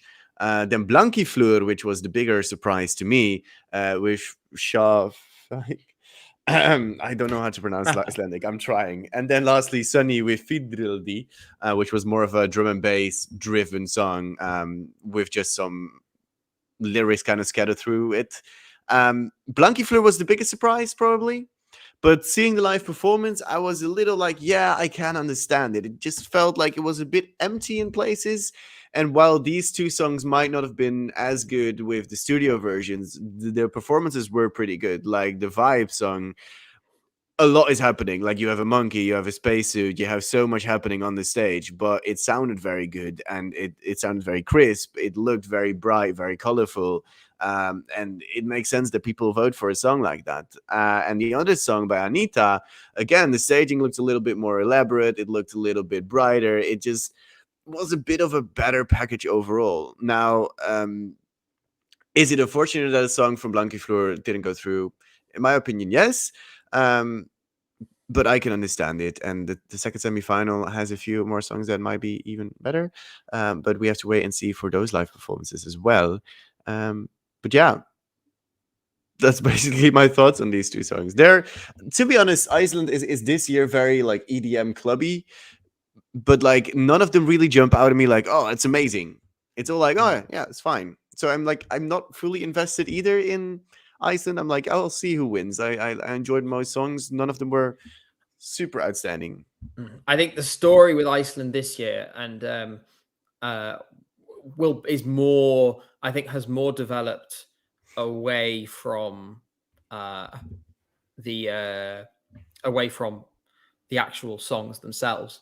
But actually, there is one thing that has been really on my mind recently, which is that which is about thinking about Bashar Murad's participation. Now, whether if he did win, I think, which is a real possibility, if he decided to go or not, would be his decision. And I think it would be a powerful statement, whichever he did do. I did also really want to highlight that Bashar's song and his back catalogue, think about songs like Cleffy, which he did with Hattery, are really, really strong. And I think there's one thing I think is really important with Bashar is that we, as well as celebrating him as an artist of Palestinian descent, we should also, while doing that, also simultaneously celebrate him as an artist in his own right. His music and his musicianship stands on its own 2 feet, away from his roots. But I think what, in terms of especially this year, his roots mean is the fact that he is such a good musician means that shines through in his music, that it adds something, that it does have quite an emotional, quite a deeply personal, I'm sure, to him as well, tie in this year. I just think it's important as well that we appreciate him as a musician and say he is a great musician and he is a Palestinian musician, not he is a great musician because he is Palestinian. Let's celebrate both of those things, both separately and together, if that makes sense. That was a bit like convoluted. My point was basically for those people who are saying that Bashar Murad is only the favorite to win because he's Palestinian, go and listen to his song and go and listen to his back catalogue, because he's an excellent musician who'd be a very good representative of Iceland at Eurovision in any year, not just this one. That is a much more succinct way of saying everything I just said. I mean, we'll have to see next week if he makes it through, to be honest. I, for one, not the biggest fan of his song, but hey, you didn't hear that from me, I guess. In this heat, I do think, would you be able to picture one of these two songs at Eurovision for Iceland? I would say not really. I think I need to go back and watch. I need to watch the live performances, since I've heard these studio versions and I've seen bits of them. I'd need to go back and watch it again. Neither of them are giving me like Eurovision vibes as such. Yeah, I don't think so either. I think we need to wait for that second heat. Like next week, to be honest, we can say a lot more, because then we will have seen the second semifinal as well. We know who qualify to the grand final, and then we can discuss it a little bit better, I think. Are there any questions about Iceland? I see one here. Mark asks, with Iceland, I like a lot of these songs, but I don't love them. I worry they might get lost as they are in the tougher semi-final. And I kind of agree with that. A lot of these songs are fun, are good, but none of them really jump out to me. And I think that was also kind of the issue last year. Like, we can all agree that Delia was an incredible vocalist, but the song and the staging were quite empty. And I fear a little bit of the same might happen for Iceland this year. But hey, we'll wait and see for next week, I guess. And well, the week after, because then they decide, I guess. We'll see. I think it's difficult to predict with Iceland. Like I said, right now, I would say someone in the chat has said the connection is overblown. Most viewers view Iceland as Iceland, not some other part of the world. I think it is. I think it objectively probably the fiercest debate about whether a country should participate in Eurovision or not, based on what's happening in Gaza right now, is biggest in Iceland. And Iceland is not a big place. So the fact that there's been such discussion about it is going to be much more influential. And the show, to an extent, will be framed in that way.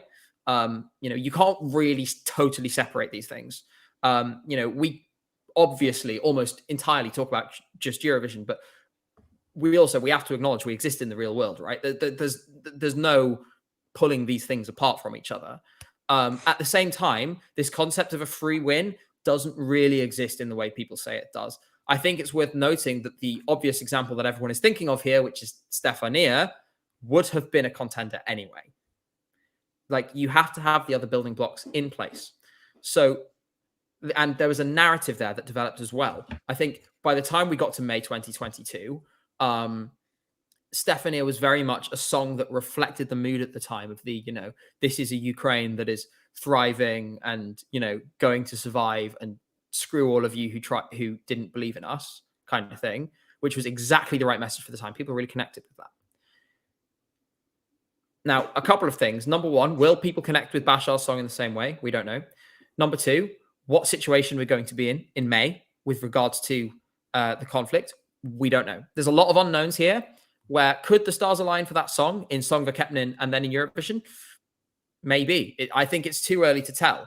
I just think when we're talking about this year, we should bear in mind that there is no such thing as a free win. A country has to go out and earn it. An artist has to go out and earn it and have the song to match. And I think in general, I would say right now, although it may change if we see a really amazing live performance, when I heard the studio version of Bashar's song, I really enjoyed it. Didn't strike me as a Eurovision winner. So let's see what happens. And we can come back to this topic in a couple of weeks. Yeah. Stefania was also first in the odds before anything of the war even broke out in Ukraine. So it was already up there to do well. We didn't have all of the songs, but it was already scheduled to do quite well. So it definitely had a song already with it. But yeah, we have to wait and see what the next semi-final will even entail, because anything can happen, really. I think we should move on to the next topic, though. And I had videos for everything besides this, because a certain broadcaster does not publish their... I'm clicking the wrong thingy. Does not publish their songs after the national final, only after the 5th heat. And that is Melodifestivalen. We have a nice little thing from something that is totally not Wikipedia. Yes, last night we had the 3rd heat from Melodifestivalen. And the artists Jacqueline and Cassiopeia have qualified for the grand final. Jacqueline did it in the first round, and Cassiopeia scored the most points in the second round of voting. Furthermore, there were 2 songs that got to the second chance round that will be held after the 5th semi-final, 5th heat, which is a convoluted system, but they changed it for some reason, because I don't know why. And those were Cloudy and Gunilla Persson. And yeah, you can see the results on the screen, who were out and who went through to the final. Gabe, did you check out these performances? What do you think of these results? Yes. And I'm not going to give you, because I know, Roy, I know you're saving. I am not going to listen to any of the songs that might have gone through or go through, because I want to do an honest first reaction to all of the songs in the grand final, basically. So I will be cryptic. Well, I won't be very cryptic. I'll just be, I'm never cryptic. Anyway, point is, so I would say of these songs, I think firstly, the right 2 went direct to final. I think they were clearly the best songs in this semi. And I think the song that came first, Jacqueline, really stood out above the others. I will say, since Micah is in chat, Clara Klingenstrom, hard done by, just missed out on the runoff round. I think there's all kinds of hilarious things going on here. Like, what is Gunilla Persson doing in Melfest? Like, what is she doing? Why is she here? Is Gunilla Persson on Pinterest? Like, she literally, it's already been ridiculous, her story in Melfest. The tax authorities showed up to her hotel room to seize a bunch of valuables from her because she committed tax fraud. Okay. It's just the most like, what is going on? Like, in any case, people really enjoyed the song, and she went through to the second chance round. Answers on a postcard, please. It was certainly something. There was some cowboys and so on. I will go light on the details. But it's certainly shaping up to be a weird Melfest this year. Ultimately, the problem this semi-final had was the same problem the other semi-finals had, which is that Melfest's quality is way down on what it used to be. The amount of songs that I want to come back to from all three of these semi-finals is maybe one. Like, it's been hidden by the fact you had songs like Tattoo. Yeah. But what do you have this year? Of the powerhouses, for example, that we've had so far, Smash Into Pieces, I was disappointed. It sounds like a worse version of the song they had last year. Cassiopeia, good song. I was hoping for more. There was just... There's no... How do I say this? To be fair, I think they're not giving the quality that it used to give.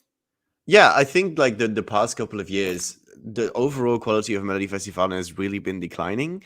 And it's been really hidden because there's always been that one song that stood out and that they then selected and did well at Eurovision. But I think the bigger picture is that a lot of the other songs have really been very sterile and very stale, and there's not really been much progression in the last couple of years in Melodifestivalen, where it used to be the very much innovative national final. I think right now they're kind of hitting a bit of a wall of like, okay, we're doing this, but we kind of don't know how to go from here and how to invent ourselves anymore. I did listen to the Kim, I can't even read it, it's very small on my screen right now, the song from Kim and the song from Clara. I think the song from Kim, it makes sense that it didn't go through. It sounded very unfinished in a way.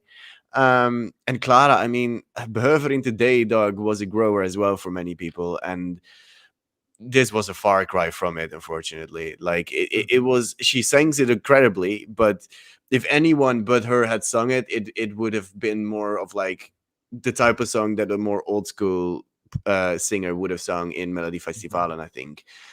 So yeah, she should come back because she's got a lot of talent. She's got an incredible voice and a really good stage presence, I think. But this was really not the song to go for. And yeah, it makes sense, I think. I mean, I haven't heard the other four songs, of course, but yeah. I think the thing is because, like, if you look, you don't have to go far, right, this year to see the most similar format and the most similar show to this, the one that you can most easily compare it with, is MGP in Norway. If Gorta was in this selection, they would be completely blitzing everyone. And Kano, although I think it's it's got a bit stale with Kano, Dam Diggy Da was a better pop song than anything that we've heard so far in Melfest this year, in my opinion. You have most certainly not seen my reaction to that song. I'm not a big fan of that song. I just think I just think it's stronger than these. Ultimately, you can't have this turn into the G-Son and Joker Thornfelt Corporation musical boogaloo, which is kind of what it's becoming at the moment. You have to have more diversity in songwriters. You have to do something more interesting. Sweden can look to its neighbors to see how they're doing that. They don't need to tear up the formula and try again because there's stuff in there. They just need to stop getting scared of things that are risky. Like something like Statements, for example. This is the example I always bang on about. Statements was the kind of risk that Sweden can take and do really well. They could have won in 2017 with Statements, in my opinion. But the public and the show's infrastructure is so resistant to doing something like that. And it's really frustrating. So I'd like to see them break out of this mold a little bit next year, do something a bit different, put a few more risky songs in there, see what happens. Yeah. I mean, we still need to see 2 more heats, and I have not even heard most of these songs, only the ones that got eliminated. So I cannot speak too much on it for right now. But what I've heard online, it's not been the best reception to Malfest so far. I'm not sure Danny Saucedo is coming to save us. And Marcus and Martinez, while they might do something good, they're going to have a real challenge doing something better than Air, which was amazing. So it was really amazing and should have maybe won. Yeah, I think this may be a bit of a year of reckoning for Sweden. You know, you have the delegation saying, "Oh, we want to win again this year." You're not showing us anything which is even close to that at the moment. It's okay though. Like, it's all right to just show up with an okay song in your home Eurovision year. I think that happens a lot of the times anyway. So, like with us, we showed some culture, and it wasn't a good song, but we showed some culture, which is really cool, and that's a great opportunity because we're already in the grand final then. So you can show the world, look, this is also what we got. And I think that can be cool as well. But yeah, let's see what Sweden does in the next couple of weeks. I think we should go on to the next topic because we didn't. Oh, sorry. Do you want to say something still? No, I was agreeing with you. Okay. Because it's been so long since we were live streaming that we were like, yeah, last week there were also a lot of things that happened. And I know you are dying to talk about Finland, but we're not going to talk about Finland just yet. Because the first song that happened, like more recent in a way, is Italy. And that's not because it started at an earlier time. It's just that it went on for 7 stone ages. So yeah, let's go to Italy. Angelina Mango has been crowned as winner of the 74th edition of Festival di Sanremo. She has accepted the offer as well to also represent her country, Italy, at Eurovision. Together with Irama, Gali, Annalisa, and second place Giulie, Angelina made it to the super final, where she impressed the juries and televoters the most. It's like multiple juries, like Demoscopic and press, and a lot of juries. Gerardo Demoscopico. Exactly. She's the first female winner of Sanremo in 9 years, and it goes very far back that the song that female won with represented their country or Italy at Eurovision. I think it's 1963 or something like that, which is wild. The song that she'll be bringing is called La Noia, and Italy, of course, is already in the grand final, so they will not be participating in the semis. Gabe, talk to me. Did you follow Sanremo while you were in Finland? Or so it was difficult to follow Sanremo while I was in Finland. I did listen to some of the main contenders. Quickly, shout out to Tuta Gold by Mahmoud and Sinceramente by Annalisa, which were incredible songs. Sanremo quality as always. But like Sanremo started, I went to UMK, watched the entire show, went back to the press center, did the winners' press conference, went to the after party, got battered, went out onto the street, slipped over and landed on my arse, then a bunch of us went back to Ben from ESC Insights hotel room to all watch the end of Sanremo together, at which point it was like 5 a.m. It was still going.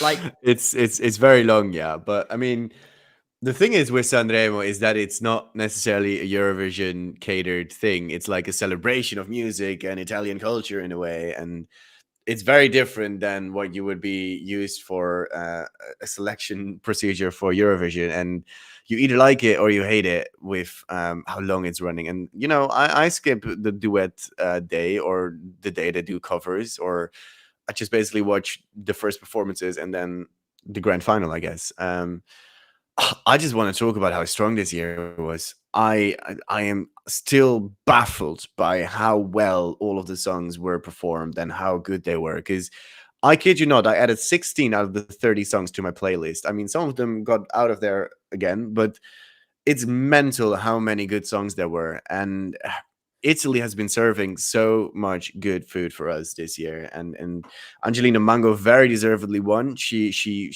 rocked that stage. It's a really catchy song. Dardust, hey, it's my favorite Italian producer, showing that he's got that magic once again, and he's now got 2 songs in Eurovision, one of which is not maybe as strong, but there's finally a good Italian song from him that goes to Eurovision, and I'm very excited for it. Yeah. I also want to highlight a few favorites, which were Click Boom, which didn't do very well, but I love that song a lot.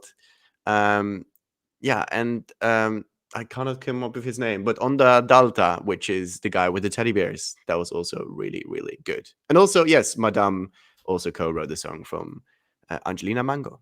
Yes. So What do you think of the I song? think Angelina Mango's song. I'm allergic to mangoes, by the way. But I really I'm like this allergic to song. paprikas. How Well, there we amazing. go. So we'll never have mango with paprika. Weird I combo like anyway. this song very much. I think it's a really good song. It is very. It does that. Like Italy are actually really good at up tempo, in my opinion, and really good at kind of boppy kind of songs.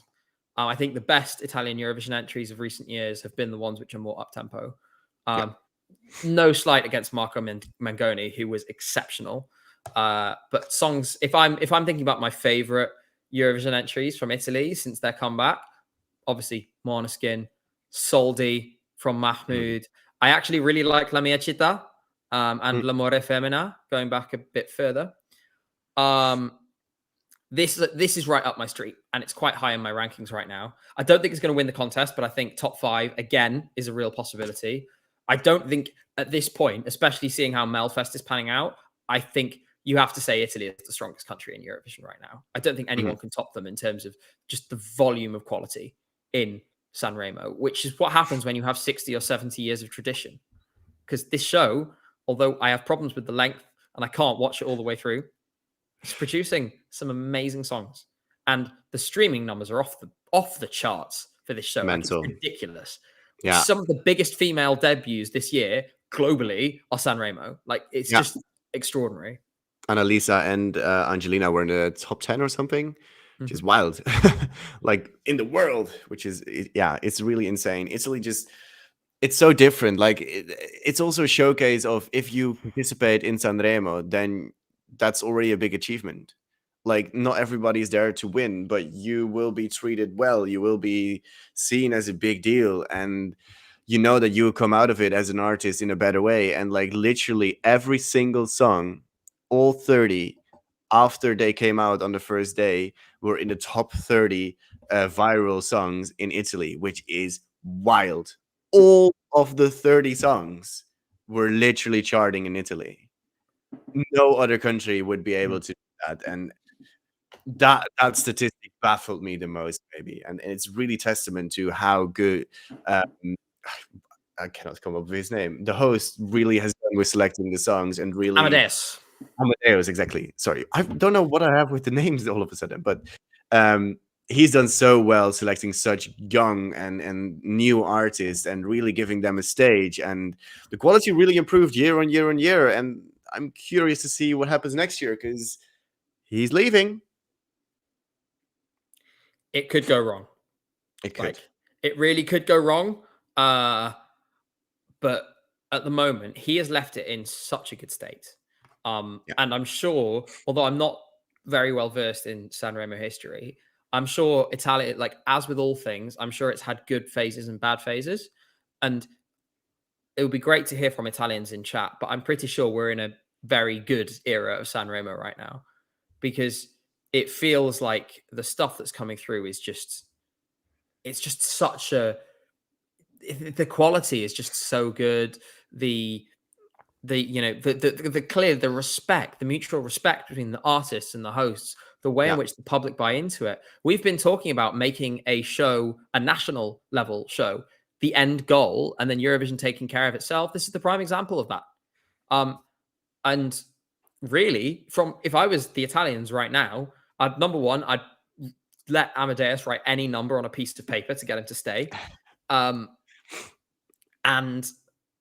I would basically keep doing what you're doing, because it's just year after year, you're not missing. Except, Brividi, I wasn't such a big fan of, but obviously that was a massive hit in Italy anyway. I don't think Mahmoud and Blanco care particularly. They didn't win Eurovision with Brividi. No, I mean they did really well anyways. Yep. So yeah, Italy has been doing. It's been one of the powerhouses. Like it's as simple as that. And it's really cool to see that they can also now. They're gotten a lot better in translating the songs from Sanremo to the Eurovision stage. I think in the early stages in like 2015 and even 2017 with Francesco Gabbani, there were some misses with how they translated those songs from the Sanremo stage to Eurovision. But I think they kind of got that dialed down a lot better now as well. And I'm very curious how they'll do it with Angelina's song. I think they only need to cut 9 or 10 seconds from the song anyway. So that's easily done. But yeah, what do you expect for Italy this year at Eurovision? Do you think they'll do well? I think top 5 is a real possibility. You know, if you think about the cultural capital that Italy has to start with internationally already, which gives it a massive, massive boost because, you know, Italy is basically the most fashionable country. All, you know, the language is beautiful and so perfect for music. Beg my pardon. Some of the most beautiful music that's ever been written has been written in Italian for a reason. I think you're looking at a top 5 again, maybe a similar to Marco Mengoni kind of result. So like 300 points, 310, 320, that's going to easily seat you in the top 5. And another result to be proud of. I don't think it's going to get over the line to win. If it did, I wouldn't be mad about it as long as, and I know this is wishful thinking, as long as Italy is slightly more organized in its hosting in 2025 if it wins this year. I mean, there won't be any virus, hopefully, at that point then. Yeah, that would help. Which might ease up a few things. And hopefully they'll ditch your son that they brought. I think with this song, there can... As of this moment, there's not really any song to me that stands out. This will win Eurovision this year. And if there's really one song that can be a nice bridge between jury and televote, it could be this. Because she sings it really, really well. It's very radio friendly, like it's charting very well as well. And the televote will go for a song like this as well. And it's definitely going to be a contender, at least for a top 5 and maybe even more. I wouldn't put money on it for it to win, but I also would not say that it's chanceless to win Eurovision. Like, it's got good chances. Let's say it like that, really. Are there any questions in the chat? Let's see, at ESCUnited, if you want to text us directly. Yella is saying, Italy has a 6-year top 10 streak. This year would be the 7th time in a row, which is insane. Yes, I mean, there's many more streaks. Like Ukraine is never non-qualified, which is also insanely wild. And I think they've also had like, aren't they like in the top 10 as well, like the past 7 years or so? I'm not sure. I mean, Ukraine is very, very strong and they'll maintain that this year. I'm not 100% sure. I think the last time was under the ladder. Which, how many years is that ago? 2018. 2018, yeah, that's that was 6 years ago then, I guess. Okay. And obviously no contest in 2020. Oh yeah, true. True. Let me think. Ukraine 2019 was... My mind's gone blank. I should know that. Ukraine 20. Oh, I know what it was. Ukraine 2019 in Eurovision. I've just accidentally F11. There we go. Ukraine 2019 in Eurovision was... My mind's gone blank as well. Oh no, of course they pulled out. They were going to send Marov and they pulled out. That was it, right? Oh, right. Okay. By the way, it's funny. Like, given what has happened to Marov since, I look back on the Jamala Crimea is Ukraine question. Jamala knew exactly what she was doing because she definitely knew what Marov thought. That said, that means it's the 21, 22, 23 streak, which is really good because obviously they've been like top 5 or top 6 all 3 of those years. God, that whole Marov thing was a bit of a mess, wasn't it? But yeah, no, Ukraine is amazing, but they don't quite have the streak Italy does yet. No, but they're also one of the the non-qualifying streak is insane to me. Yeah, let's see if there's any more questions. Do we expect the UK to drop? It's not really the Italy question, but no. Oh well, we don't know a snippet. We know nothing yet. No, I haven't even heard a snippet either. We know nothing. This is not... Maybe we can talk about it later. Sorry, we know a little bit more. Yes. Let's see. Is there anything about Italy? I saw Jay was asking if we found out whether Angelina Mango was on Pinterest. We don't know yet. We will let you know as soon as we find out. Oh, no. Meme culture. Let's see. I need to scroll away a lot and then it refreshed. Is there anything? Angeline. Oh, God damn it. Yes, Angelina has the X factor in her body language and non-choreographed self-style dance movements. She's very accessible, but also stylish and talented. Not really a question, but yeah, I agree. She's like, she rocked that stage, and it really showed. Like, she's got a lot of stage presence and charisma, and I think that will show to the entirety of Europe as well. It will only be one of her strengths. Mm-hmm. I think that's all the questions for Italy then. Do you have anything more to add, or should we go to another country that you might have been to? Please, not cheering. Just, if you win, not cheering. I can't do that again. Don't take us back there, please. It's a pretty cool city, not gonna lie. Yeah, but I would like a Eurovision that is... You know what? Let's move on. Let's move on to the next thing. Moving on, we go to Finland. Windows 95 man has won the Finnish selection Yhden musiikin kilpailu 2024. They did not perform very well, with the juries only placing in 7th out of 7, but the duo smashed the televote, which was enough to crown them as winners of the competition. They will travel to very far Sweden with their song No Rules to perform in the first semi-final. Gabe, you were there. I was. What was it like? It was amazing. Onko täällä suomalaisia? Hey, suomalaiset. I loved this show. I thought it was amazing. I thought Finland was amazing.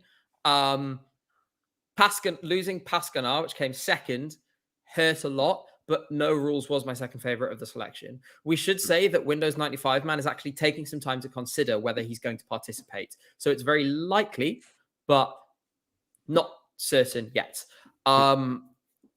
I thought this was a really important year for UMK because they upscaled the venue a lot. So the show had really grown. It was a risk. But I think what we've seen is, again, talking about that, developing a national competition into an event in and of itself. Every single song went straight into the upper parts of the Spotify chart in Finland.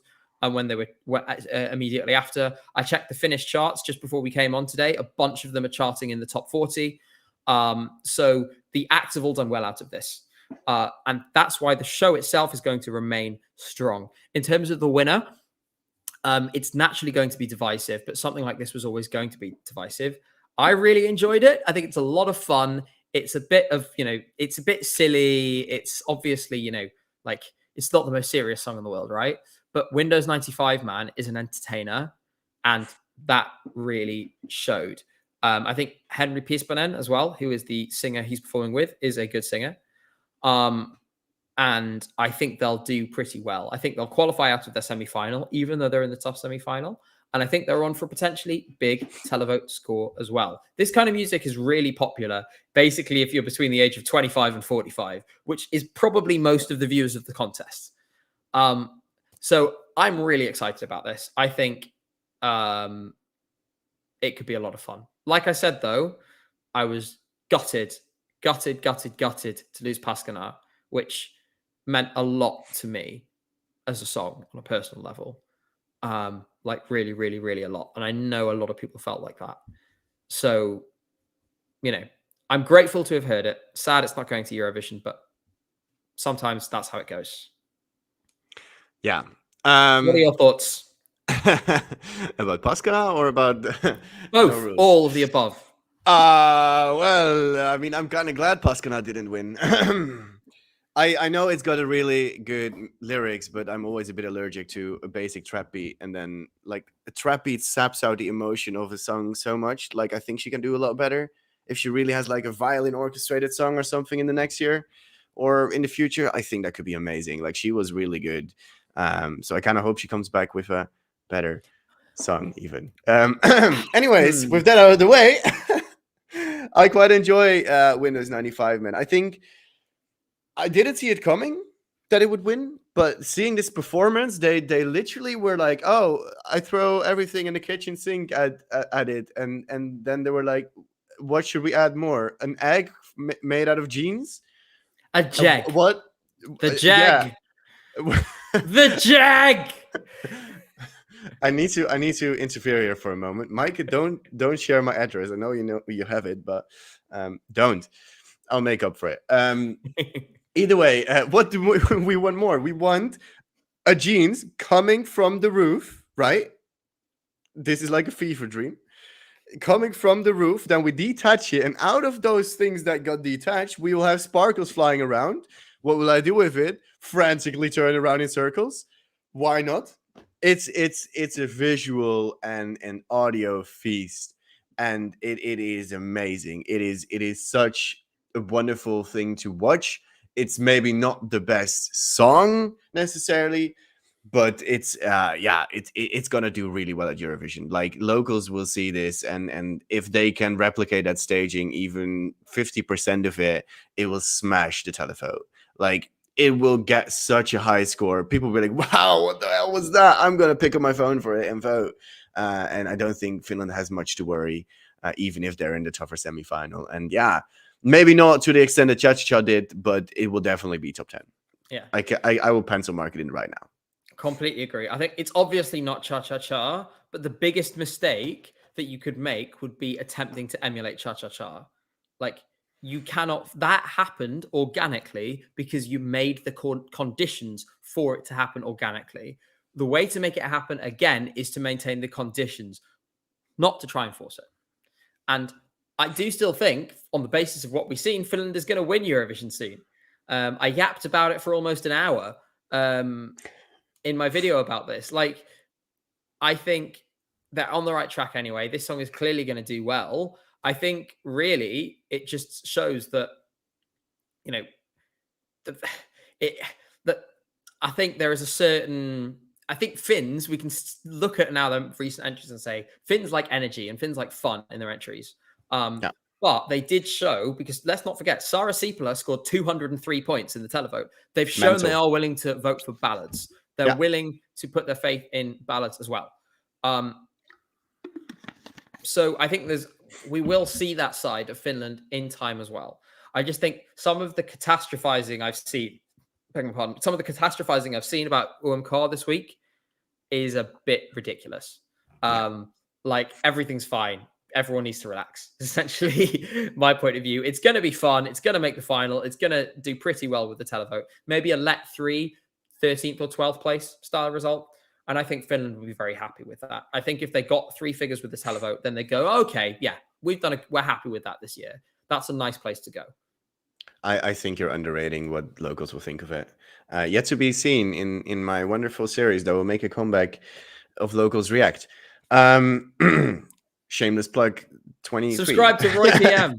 Oh, yes. I never say that, by the way, which is not smart. Subscribe. I'm shameless. I say subscribe to ESC Gabe all the time. Just saying those words has traumatized Jay. He's now like curled up in a ball, sobbing on the floor. Also subscribe to ESCUnited, though. Don't forget that, because it would send Matt a nice get well soon message. That's always amazing. Seriously, you should all do it right now. In fact, we'll sit and wait for a moment and stare at you while you do it. Yeah. Okay, thank you. Now, moving on. Yes. What's next? Do we have any more questions? I'm not sure if we do. I don't really see any. Because there's one more thing we wanted to talk about. That also happened last weekend. And then we're going to just do like a Q&A style thing to talk about other songs or whatever you guys want to talk about with us. Because it's been a while. So we were like, yeah, let's make it a bit longer than you're usually used to from us. So we're going to talk about 2 weekends in one. Like, it's a bonus, big, boom, wow, damn. Wow. Bam! Explosions, frantically spinning around. Anyways, Latvia. And it is the artist Dons that was chosen as the artist to represent his country at Latvia, his country Latvia at Eurovision in 2024. He managed to convince both the juries and the televote to give them the highest scores possible. Second place went to Festulis with Kur, and Katrina Gupalo got third with the Cat Song. I just wanted to add that, just to add the Cat Song, because cats. Dons will sing his song Hollow in the second semi-final at Eurovision in May. Did you watch the show? What did you think of it? What do you think of the song? So I've seen a few of the performances. That Cat Song, I hated it. Yeah, me too, but it's fun. Sure, it's catchy. Fun! Yes. Let's go. Oh God, if Matt was here right now, he would be abusing us so much. Oh, I know. I can't believe, honestly, the lawlessness that has descended in the 2 hours that he's been gone. Anyway, the cat song was annoying and terrible, but it was quite catchy. As for Don's, I think this was perhaps the most obvious winner about any selection. Like from minute one, it felt like no one was really that interested in the selection because it seemed so sure that this was going to win. I actually think people are kind of underestimating it. I really like the song. I think it has a clear avenue this year that is away from a lot of what has been selected so far. For that reason, I think it's going to the final. I think it's going to do well with the juries and get a good result overall. I think there's a world in which all 3 Baltic countries are in the top 10 this year, which is extraordinary when you think about some of the recent records.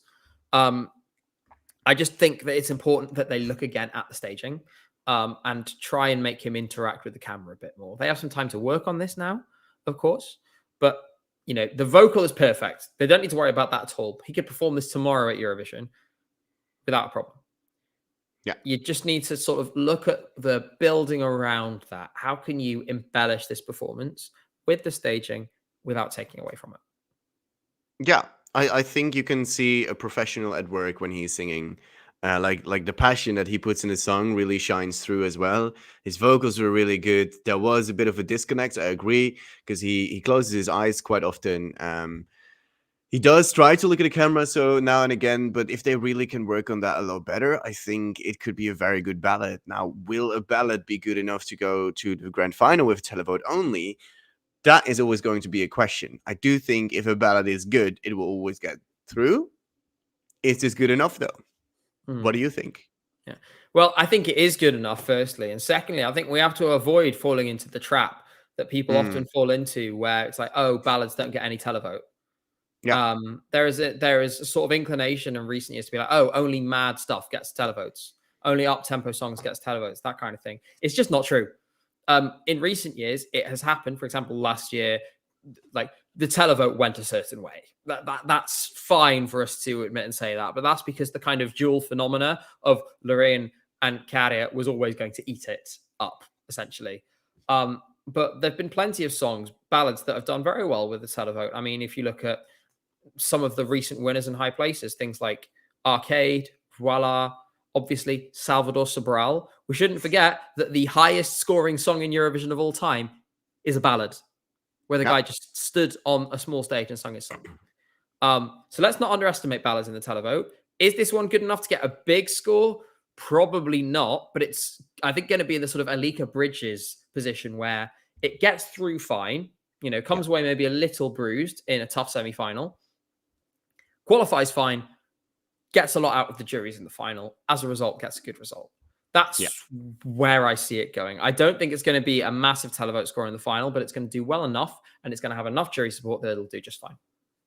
I think it's also really good to point out that it's in the second semifinal, which most people have kind of seen as a little bit of a weaker one. And it's also in the second half of the semifinal. And that's always going to help you quite a bit. And ballads will do well. And it's not necessarily about just being the out there song. You just need to stand out. And this will stand out in a semifinal with the Netherlands, with other songs that was Finland in this as well? No, Estonia. Oh, Estonia, that's what you're thinking of, yeah. Norway, that kind of stuff. This song will also stand out in its own way because it is a ballad. It is really well sung. And the locals will also catch up on that. Like if you see a professional at work, they'll just vote for it. And that's always going to happen. So I wouldn't worry necessarily about Latvia's shot at qualifying just because it is a ballad. It's getting through. That's, I think there's been a bit of catastrophizing about this. It's getting through. Yeah. Steven, you're saying it has no chance of top 10. Like I said, I don't think it's the probability. I think there's a possibility. I'm talking in terms of optimal cases of all 3 of those songs turning out really well at Eurovision. There is a clear case you can make for all of them getting in the top 10 at the moment, I would say. Doesn't mean it's going to happen. The chances of all 3 of them turning up and being amazing is quite small, but it could happen. And I think it's worth saying that there is enough potential in this to do that. We should remember we're months away from the contest. All we can really talk about at the moment is potential. We don't have most of the information yet. Most of the information we don't have until the week of. So who knows what's going to happen? Staging changes a lot as well. Like we had the example before of Moldova being very underrated often in the odds, and then the staging in 2018 that was all of a sudden it jumped up from like 38th or so to like 9th, and that can just easily happen. We will see when we get all of the songs, of course, and then the stagings, because that will change a lot of things, I think. Are there any questions about Latvia? I've been scrolling through, but I didn't see anyone using at ESCUnited really. Besides this, from Lumeria. Hi guys, I think him and Slimane have a great advantage so far because they are the only two ballads at the moment. I'm not sure if the only two ballads. Only two male ballads, I think, is probably what Yeah. they're looking at.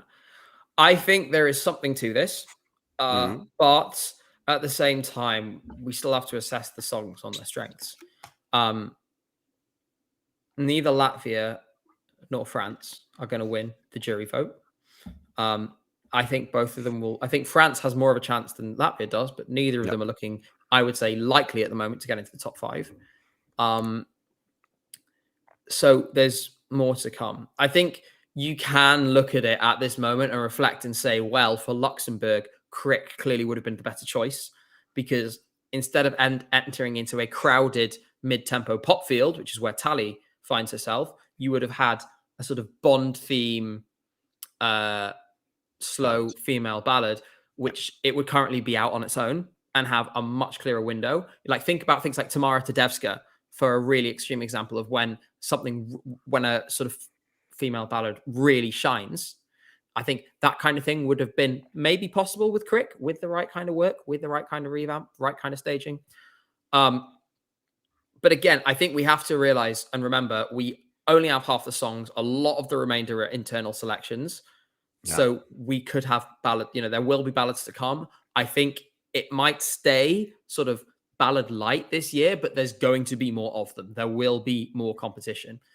So you could be right, but I think on balance, your point is going to be weakened over time, I would suspect.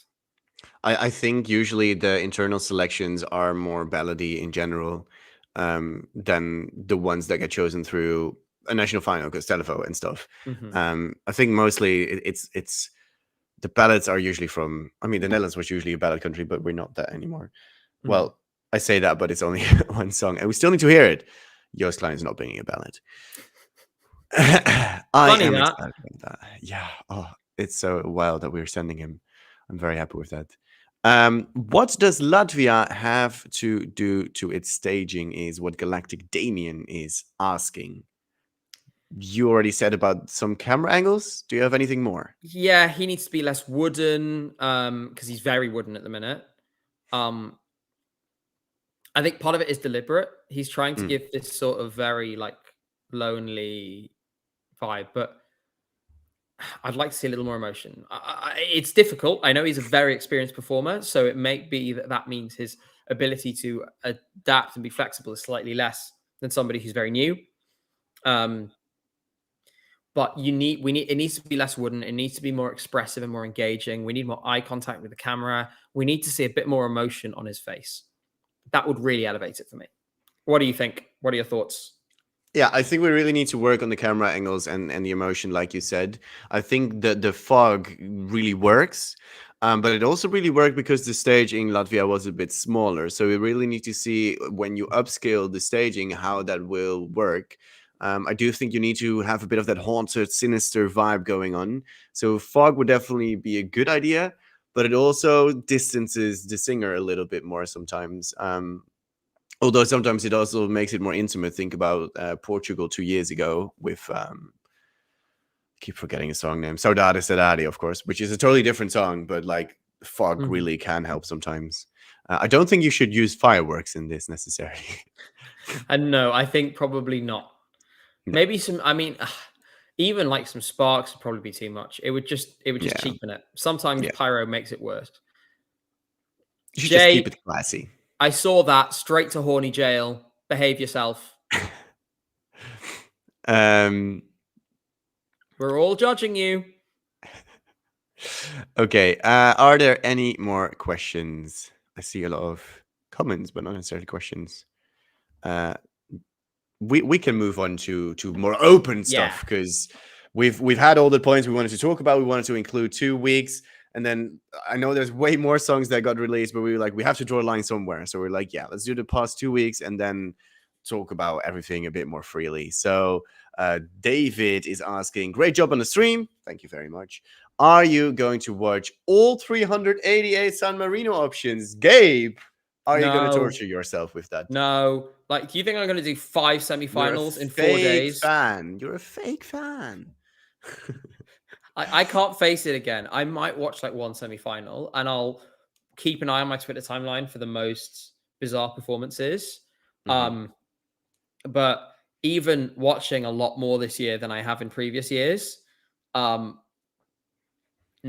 not doing that to myself. I'll watch the final, nothing else. Probably same. But we haven't even. It's the same with Lithuania Heats. To be honest, I saw a few songs, but I didn't watch them. I just watched the recaps afterwards, and then I saw Jigsaw, and I was like, "Ooh, that's interesting." And then I listened to it, and I was like, "Yeah, that's good." I'll probably do the same. But we haven't even heard the big artists that are usually in San Marini's selection, right?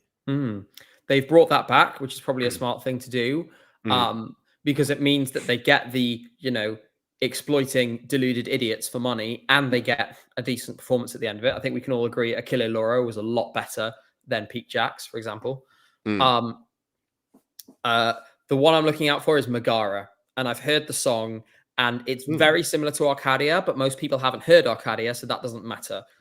It's really strong, and they'd go to the final with it. So I'm really excited for Megara. Let's see who else applies. Could be a really interesting selection. Yeah. I have not heard the song yet, so I cannot comment on that. But I did see that they were participating, and that's exciting because big artist reveals tomorrow. Okay, awesome. Sorry, go on. You go. Yeah, we'll be talking about that then maybe next week or something. But yeah, they had a really good vision with the staging already for their Benidorm Fest performance back then. So yeah, it could be cool, like an electro rock song. I don't know. I mean, San Marino has been rocky then the last 3 years if they were to win. But yeah. Micah is asking, how do you think Ulveham will do in May? Well, it's going to win. It's going to conquer the world. It's going to win Eurovision. It's going to win the Grammys. It's going to open the Super Bowl. That's not how Super Bowls work. It's going to smash hit everything. Tell them, Roy. We're going to Oslo or I don't know, Bodø or something. Trondheim. Go in the spending fjords all of our Norway. money on hotel rooms. We'll put on robes and just dance on the mountains and stuff. Okay. I think Norway has a really good shot to do really well this year. Like, besides all the point, it will do really well, I think. What do you think? Could win. 100% contender for the win. I can't believe it isn't top 3 in the odds right now. People are going to eat this up. It is amazing. It's absolutely amazing. I love it. It's going to do really well with the jury. It's going to do well with the televote.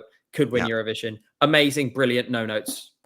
Yeah, I agree. It's one of those songs that could really have both of the audiences really vote for them, because it's very alternative as well, which will appeal to the televote, but it's also very decent vocally, which will appeal to the juries very much so. I cannot wait to see that on the big stage. Yeah, I had to talk about it for a moment. Let's see, any more questions out here? At ESCUnited, if you want to ask us questions.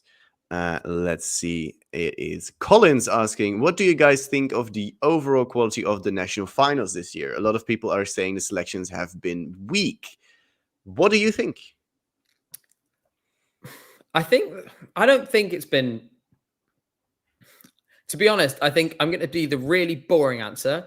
It's been neither a strong nor a weak year. I think it's been pretty average, to be honest. I think we've had some very good results this year. I think the results have been better than average. We've had less violations than we usually do.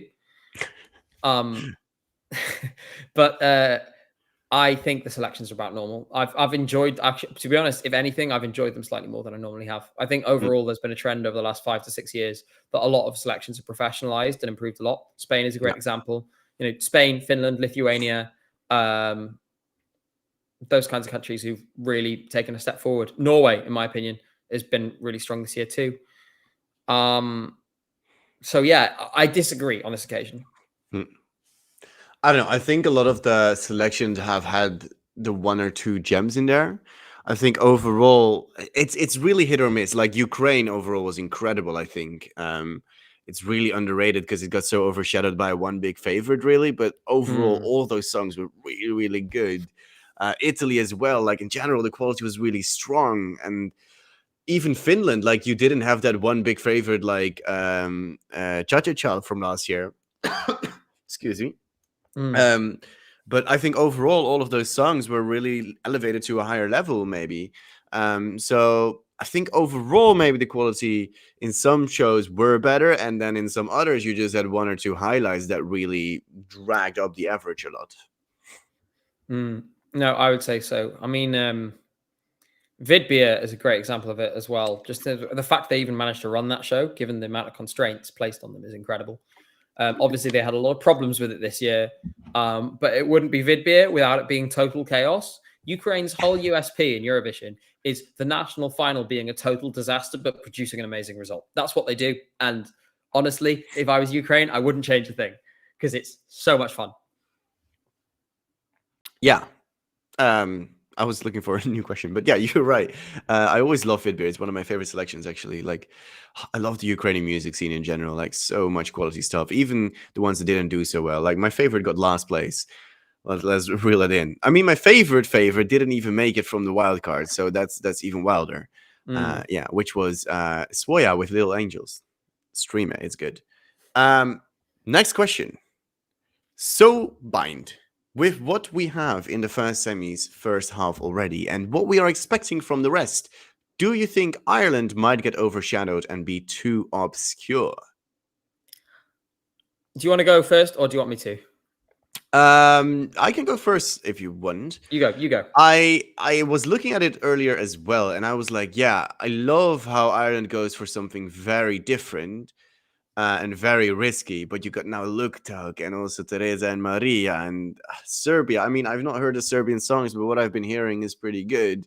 Croatia is having two songs that are pretty teleport heavy as well, so it might get a little bit swallowed. But on the other hand, it is totally different in that it's a very dark and sinister, witchy kind of song, and I think that in its own will stand out in general. Will it be enough to qualify? I don't know yet.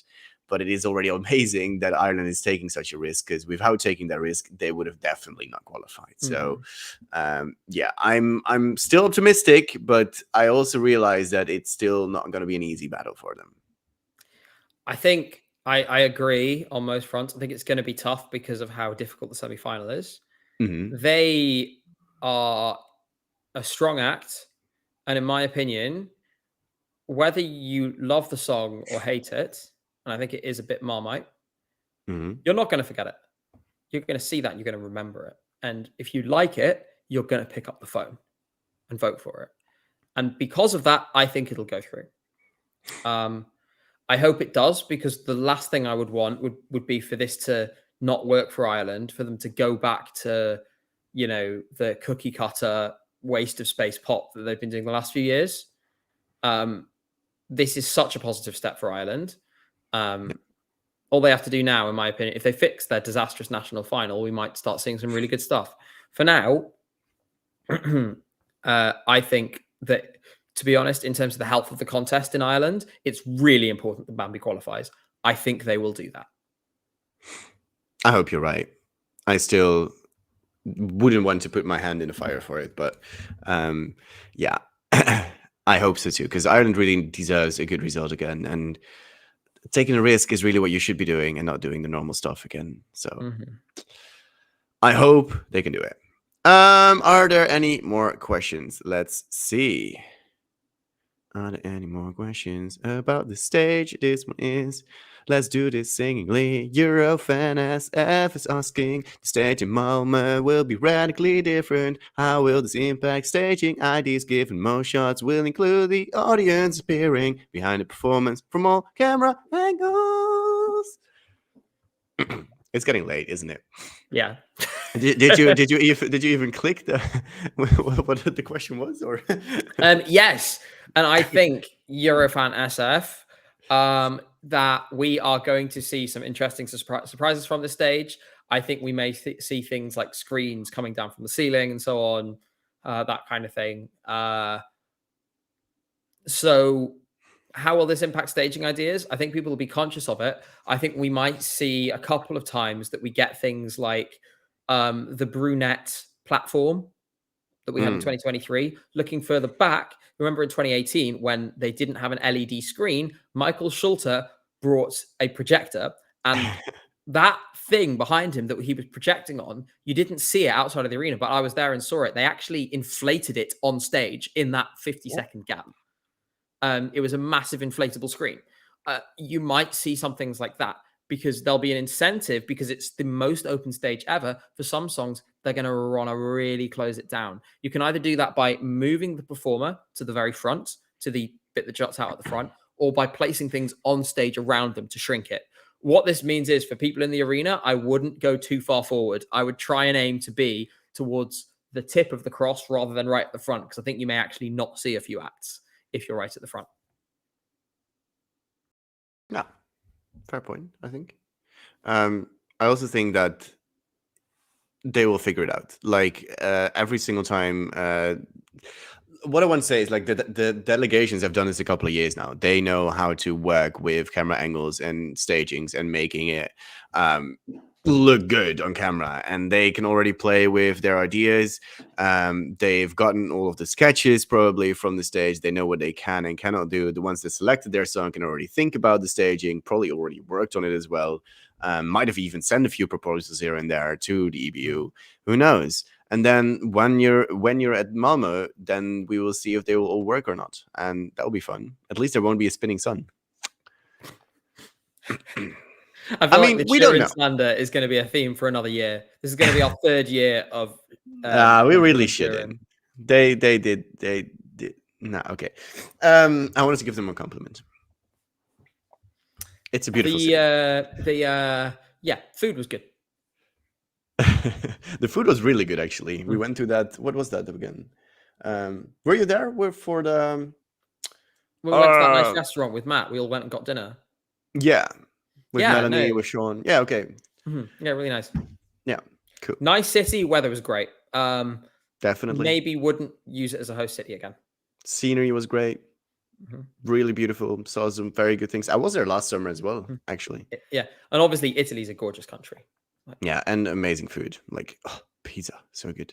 Always going to be great. Next question. Michael Dean Gray. I am an American fan, and I'll be attending my first Eurovision in person this year. That is incredibly exciting. Woo! I'll be visiting my Swedish friend. Are you guys planning on attending the shows in Malmö live? Are you? This is as good a time as any to confirm this. Mm-hmm. I will be, for the third consecutive year, doing my jury show run to the live stream. After each jury show on Monday, Wednesday, and Friday. We are based in Copenhagen. That would be really funny if I had to get on a train to another country. And it's just like the video I post on Twitter each day is me going, "Hi guys, I'm on the train. I'll be with you soon." That would be really funny. Then you cannot even pretend that you are tired from running because you're. I'll just run up and down the train. I'll just be running up and down the train, like back and forth, to simulate the effect. Then you'll just stay in the same place. If you run the other opposite way of the train, it's not. Yeah, but it'll make me appreciate it more when I arrive. Fair enough. I still need to find anything to stay at, to be honest. Like the prices have been ridiculous. Yeah. So honestly, I've not booked anything yet. This ties into because there's a question chat about which members of the team are going. It really depends on, like, logistically, who can get accommodation, who can get time off work, who can afford to go. Yeah, I am going because I am staying with a friend, which means that saves me a lot of money. If it weren't for that, I would probably not have been able to go. Now see, I don't have any friends, so no, I'm joking. I still need to figure things out. I'm not sure if I'm going yet. It also kind of depends a bit on the accreditation situation, because last year was also not ideal maybe for us.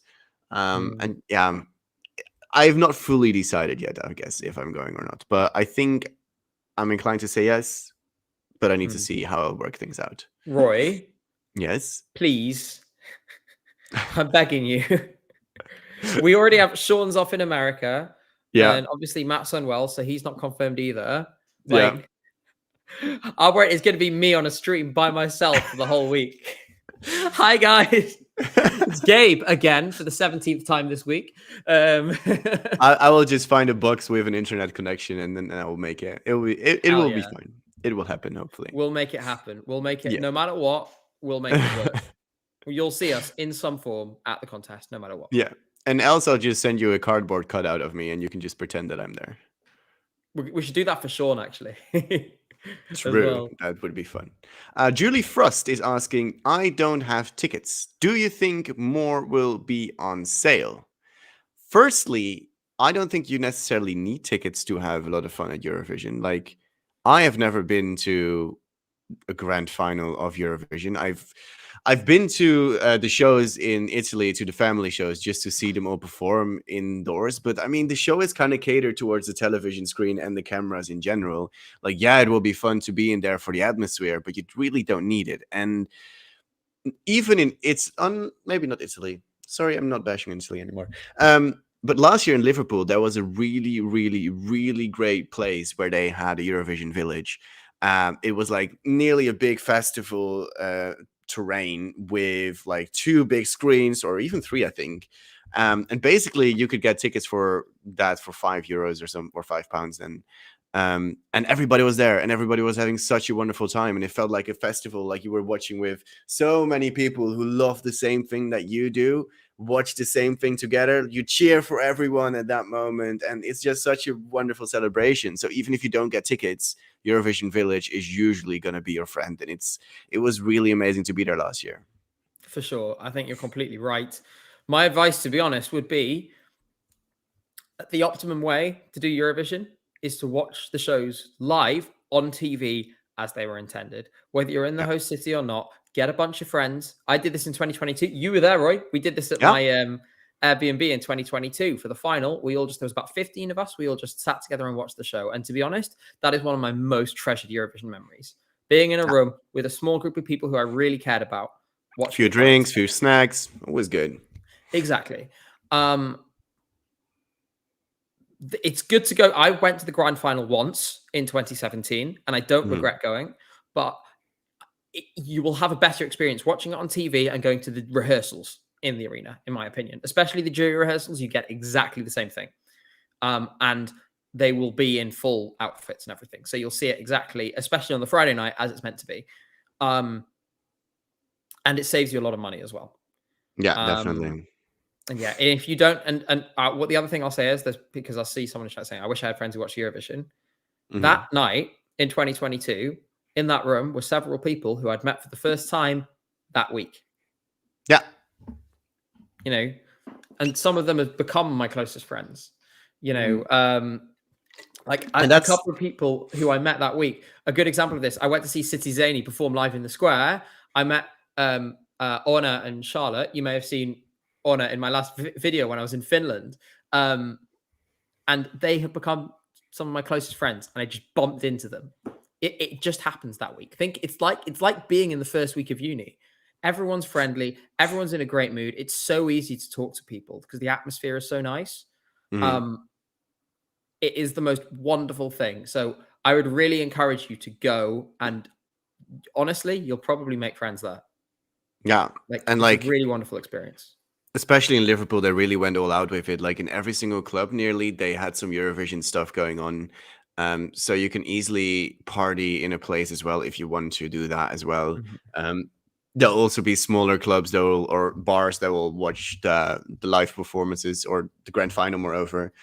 So there's also smaller things that you can just go to and just have fun watching. And it's such a nice celebration. Everybody comes together for the same thing. So many different cultures, so many different people who have such a different life, and you come together for that one thing, which is so beautiful. And that's why I love Eurovision. Just celebration of people in a way. Yeah. And and the amount of experiences you make, and the most bizarre ones as well. One that I think we can share, it's been long enough now, Roy, we can talk about this. So last year, Sean was giving us a lift home from Liverpool because I was staying in St Helens. Roy and Sean were staying in Manchester. I had got my stuff out of the boot of the car. I tried to close it and it was dark, so I couldn't see anything. I tried to close the boot and it didn't close. So I was like, huh. So I slammed it shut, but it didn't go fully closed, like 99% closed. What I didn't realize is that Roy's jacket was stuck in the latch and I had just slammed the boot on it so hard that it had punched a hole straight through the jacket. Not even that, like it was so stuck in there that we couldn't even open the trunk anymore. We could not even open the trunk. So as a result, we had to get our friend Bex, her dad had to come and literally unscrew the boot mechanism from the inside. He had to get the toolbox out, pull the whole thing apart, manually force the boot open, and then put it all back together again.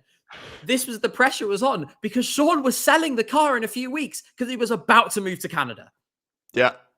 Like, and then I was there because I think I only brought one jacket as well. So I needed my jacket as well. So yeah, I still have the jacket as well. Oh, fuck. Like it was a total I still have the jacket. I can grab it for a moment. Yeah, like see if you can show us the marks because seriously, this was a close run thing. And let me tell you, at the time, I felt so guilty about this. Luckily, clearly, because he still has it, the jacket was serviceable, you know? But I nearly broke a car and a jacket and got them all stranded because they wouldn't have been able to drive to Manchester again if the boot was stuck open because it could have sprung open at any point. I believe Roy has the jacket in question now. Yeah, let me see where it was. It was like somewhere. It was on the back somewhere, like the back of the shoulder. I'm not sure if you can see it, but right here. Wait, I need to do this well with the camera. Yeah, you can see that little hole. I did that. That's a souvenir from. Maybe if I put my hand behind it, you can see it a bit better. Like, oh yeah, you put the finger through it. Yeah, there we go. That's what Roy, Eurovision does to you. Man, I'm so sorry. It's all right. It's all right. Those things happen. It's a nice souvenir from those times, and usually it's like literally right where you put your backpack anyway, so it doesn't. Oh, matter. Perfect. So it's in the most tactical place. Yeah, as if you did it on purpose. Oh God, I felt so bad. I felt so bad after that. And it took like half an hour to fix as well, so we had a long time to like let it fester as well. We all just kind of stood there like. Yeah. Anyways, there is also a more serious question. Which countries do you think should change their selection method from national final, internal, or reversed, besides Germany? Well, Germany should change its status from participating to not. No, I'm kidding. No, Germany, please stay in and get better. I would like. I think Belgium's national final was a really nice format. I know they change broadcasters every year, so this is kind of expected. I would have liked to see them keep the format every year and maybe have the broadcasters collaborate every year instead of changing like this, because that format allowed you to showcase both Flemish and Wallonian culture at the same time. So that's one I would say we should have a national final. Ireland is a candidate to go. I think with Ireland, it's do it properly or don't bother. Go internal or run a proper show. Don't do this thing down the middle. It's not working. So those are my choices. How about you? Yeah, Ireland is a good shout, I think. I mean, the show is not really doing much justice to a lot of the songs. Like, you're not going to go on that late show and be like, yeah, this is improving my career much. So that's not really the right message you want to send into the world. I'm not sure if they're in the right place to attract the right artists to go to Eurovision, but I mean, Ireland has some incredible rock bands. You should approach them. They won't, but you should approach them. They would really benefit from going internal. And the other one I was thinking about, maybe Czechia, because this year the selection was quite poor. The right song didn't win, in my opinion, even. You were even there, by the way. It was maybe also not the smartest idea to host it in a club, because the sound was not the best, maybe. But also just I think they're on a bit of a decline with the national final. So I actually think that we should give them a few years with this format, because I think the institutional knowledge will slowly grow. I spoke to the head of delegation. You can see that interview on this channel, in fact. So go watch that after the stream.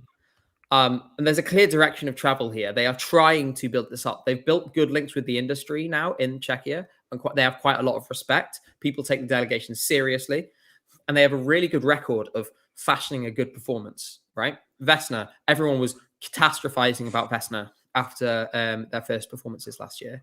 Yeah. I think Aiko is going to be fine. And I think, yeah, Jay, you're right. I do love the words institutional knowledge, but it's because it's important. You need people who understand how to do these things, and it's a very specific skill. I think they should keep the national final. I think I would change the venue. I think they need a really good result to sort of encourage the broadcaster and encourage the public to put more into it, because they were on a very limited budget this year. At the same time, I really enjoyed myself going there. And it's not every day you get to go on the stage of a national final, so that was a lot of fun too. I did my little hey guys, Gabe, ESCUnited here in Prague. Here's what's happening. All of that stuff. I love that. Yeah. So they did a lot right. I think they should keep it and maybe look at changing the approach slightly next year. Yeah. I mean, you always have to also be lucky with the songs that get submitted as well. Like you have to realize that not always will you have 10 out of 10 hits being submitted to your selection. And that's all right as well sometimes. I mean, I still think Dopamine Overdose was the better choice, but hey, banger. I still listen to it a lot. I don't know why I wasn't as big a fan of it before the selection. I listen to that song all the time. That Sweat on Your Body, Sweet Like Teriyaki line is gross, but like it's just such a good song, and it's so such a good song. Catchy. Oh. Spoiler alert, I'll do a top 20 national final songs video at the end of the year. That song will be in there and probably pretty high up there, because it's one of the songs, like after a while I get kind of tired of songs. Like my span with songs are usually not that big. I still listen to that one. Like it's not a skip for me yet on my playlist, and a lot of other songs have become skips already, which is interesting maybe. So robbed. Exactly. No, I thought personally, I mean, I will say, I say this all the time, but you know, I love gloating. I called Aiko winning, so like I wasn't too sad to lose some of the other songs for that basis. And I do think Pedestal has a lot of potential, but we haven't seen it yet. So I think, you know, Tom Shawn would have been a really quality choice. I think there were some good songs in this national final, just they weren't given the best chance to shine on that stage. Yeah, I think especially thoughts go out to Gianna, who came last. She had bronchitis. Like she literally had bronchitis. That was why her performance was so rough. Anyway, sorry. I also think some of them were maybe not super experienced yet in the performing department. Like Aiko, I know she's been around for quite a while, but I don't know. I had that impression a little bit. Like also with Tom Shawn, like he seemed pretty young, and yeah, I don't know. Maybe that didn't help them as much either.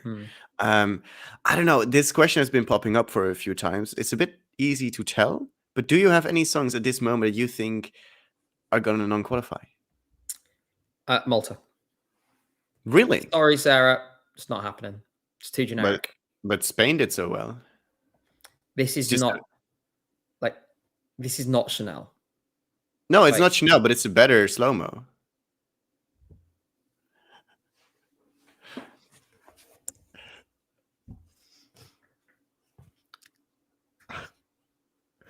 I didn't mishear, right? No, yeah, I didn't mishear that. Look, when I did my reviews, said that. Yeah, when I did listen to Slow Mo, it's not that great of a song. She just performed it incredibly well and elevated it to miles above what that song is. And this is just a better produced, more slick version of Slow Mo. I disagree. I think it's a poor use of a superb talent, this song. Yeah. I think she could have been given a lot better. I think a couple of others that are not qualifying as well as her, though. I think especially now, Luxembourg's in trouble. That semi-final is getting really strong, really fast. And I think Crick would have had a better shot. That's something I've sort of realized later. Tally was my favorite on the night. The longer that's gone on, I mean, just looking at my Spotify stats, I've listened to Drowning in the Rain a lot more than I've listened to Fighter now. And I think it speaks to the longevity of the appeal of each song. Ireland is in trouble, but I think is going to be fine. Moldova, unless they need to glow up. If they have a glow up, they'll be fine. If they don't, is basically my my pick would be Luxembourg as well at this point. That selection was just doomed from the get-go. Like that was I was excited for it, and then I heard all of the songs. It was just so basic, kind of Swedish rejects in a way. And I was like, yeah. I think the whole way they set it up needs to be reviewed. They alienated the music scene locally. They didn't build up any kind of knowledge, any kind of, experience which is going to help them. It's all well and good just throwing money at a production company to do everything for you. But what do you end up with after that? They all leave at the end. They go back, they leave, and then you have nothing locally left. You have no local expertise. What I want to know, who is Tally's team now? Who's the creative director? Who is staging it? Who's the choreographer? Are you contracting that entire team again? Okay, fine. You're still not building up any experience locally. You're not always, you cannot expect to pay way over the odds every year to buy these kinds of things in when you would save money and produce something which is more faithful to the country by sourcing it locally, even if that's more difficult at first. I mean, we saw the interval act, Seppa Sivan, was one of the best things of the night. I talked about this in my review video where I covered Luxembourg. Jay said plug the video in chat. So I was like, yeah, Jay. In detail, I just think kind of feels like a missed opportunity. Someone actually commented on that saying, it feels like a deal with the devil where Luxembourg has basically gone, you will have an amazingly produced national final, but in return, you must pay your soul. That kind of feels like what has happened here because there's no emotion. There's nothing deep or meaningful in this. It's a bit wild that an artist submits a song to a selection and then they're told like, yeah, you can participate. Here's a song you need to sing. It's like, what is this? The X Factor? Like, you expect them to then all of a sudden have a connection with that song. Yeah. Like then the authenticity is immediately gone. Yeah. I think part of the problem. Yeah, part of the problem I think comes from the fact that RTL Luxembourg are a private company contracted by the state to run public service broadcasting rather than a publicly owned broadcaster. They don't have the same incentives that others do. I think it'll change. I don't think this format will last because I think if they try to do this again, all the local artists will tell them to F off. But let's see what happens. Yeah, let's see what happens indeed. I'm not very optimistic about their chances, but they can always prove me wrong. Yeah. And that's also wonderful about Eurovision. I don't really see any more questions, so I think this is a nice moment to wrap it up. It was absolutely wonderful to be back. And I hope you guys could tolerate us for 3 hours. It's been 3 hours already. And again, we wish Matt all the best and all the health in the world. And I hope he is able to come back with more videos and be able to live stream as soon as he can. So all the wishes go out to him as well. Yeah. Do you have anything more to say? Your final words? Just that it's great to be back. And hopefully, hopefully we will live up to the huge shoes which we have to fill over the next couple of months. We're sending all of our love to Matt, but also all of our love to you guys for being here with us. You guys being here and seeing you all in chat really, is what helps make it worth it for us. So thank you so much to all of you. Yeah, I had a lot of fun, and I hope to see you in the next live stream again as well. But that's really it for us. So we hope to see you in the next live stream. And for now, good night or good morning, wherever you are. And goodbye. Goodbye.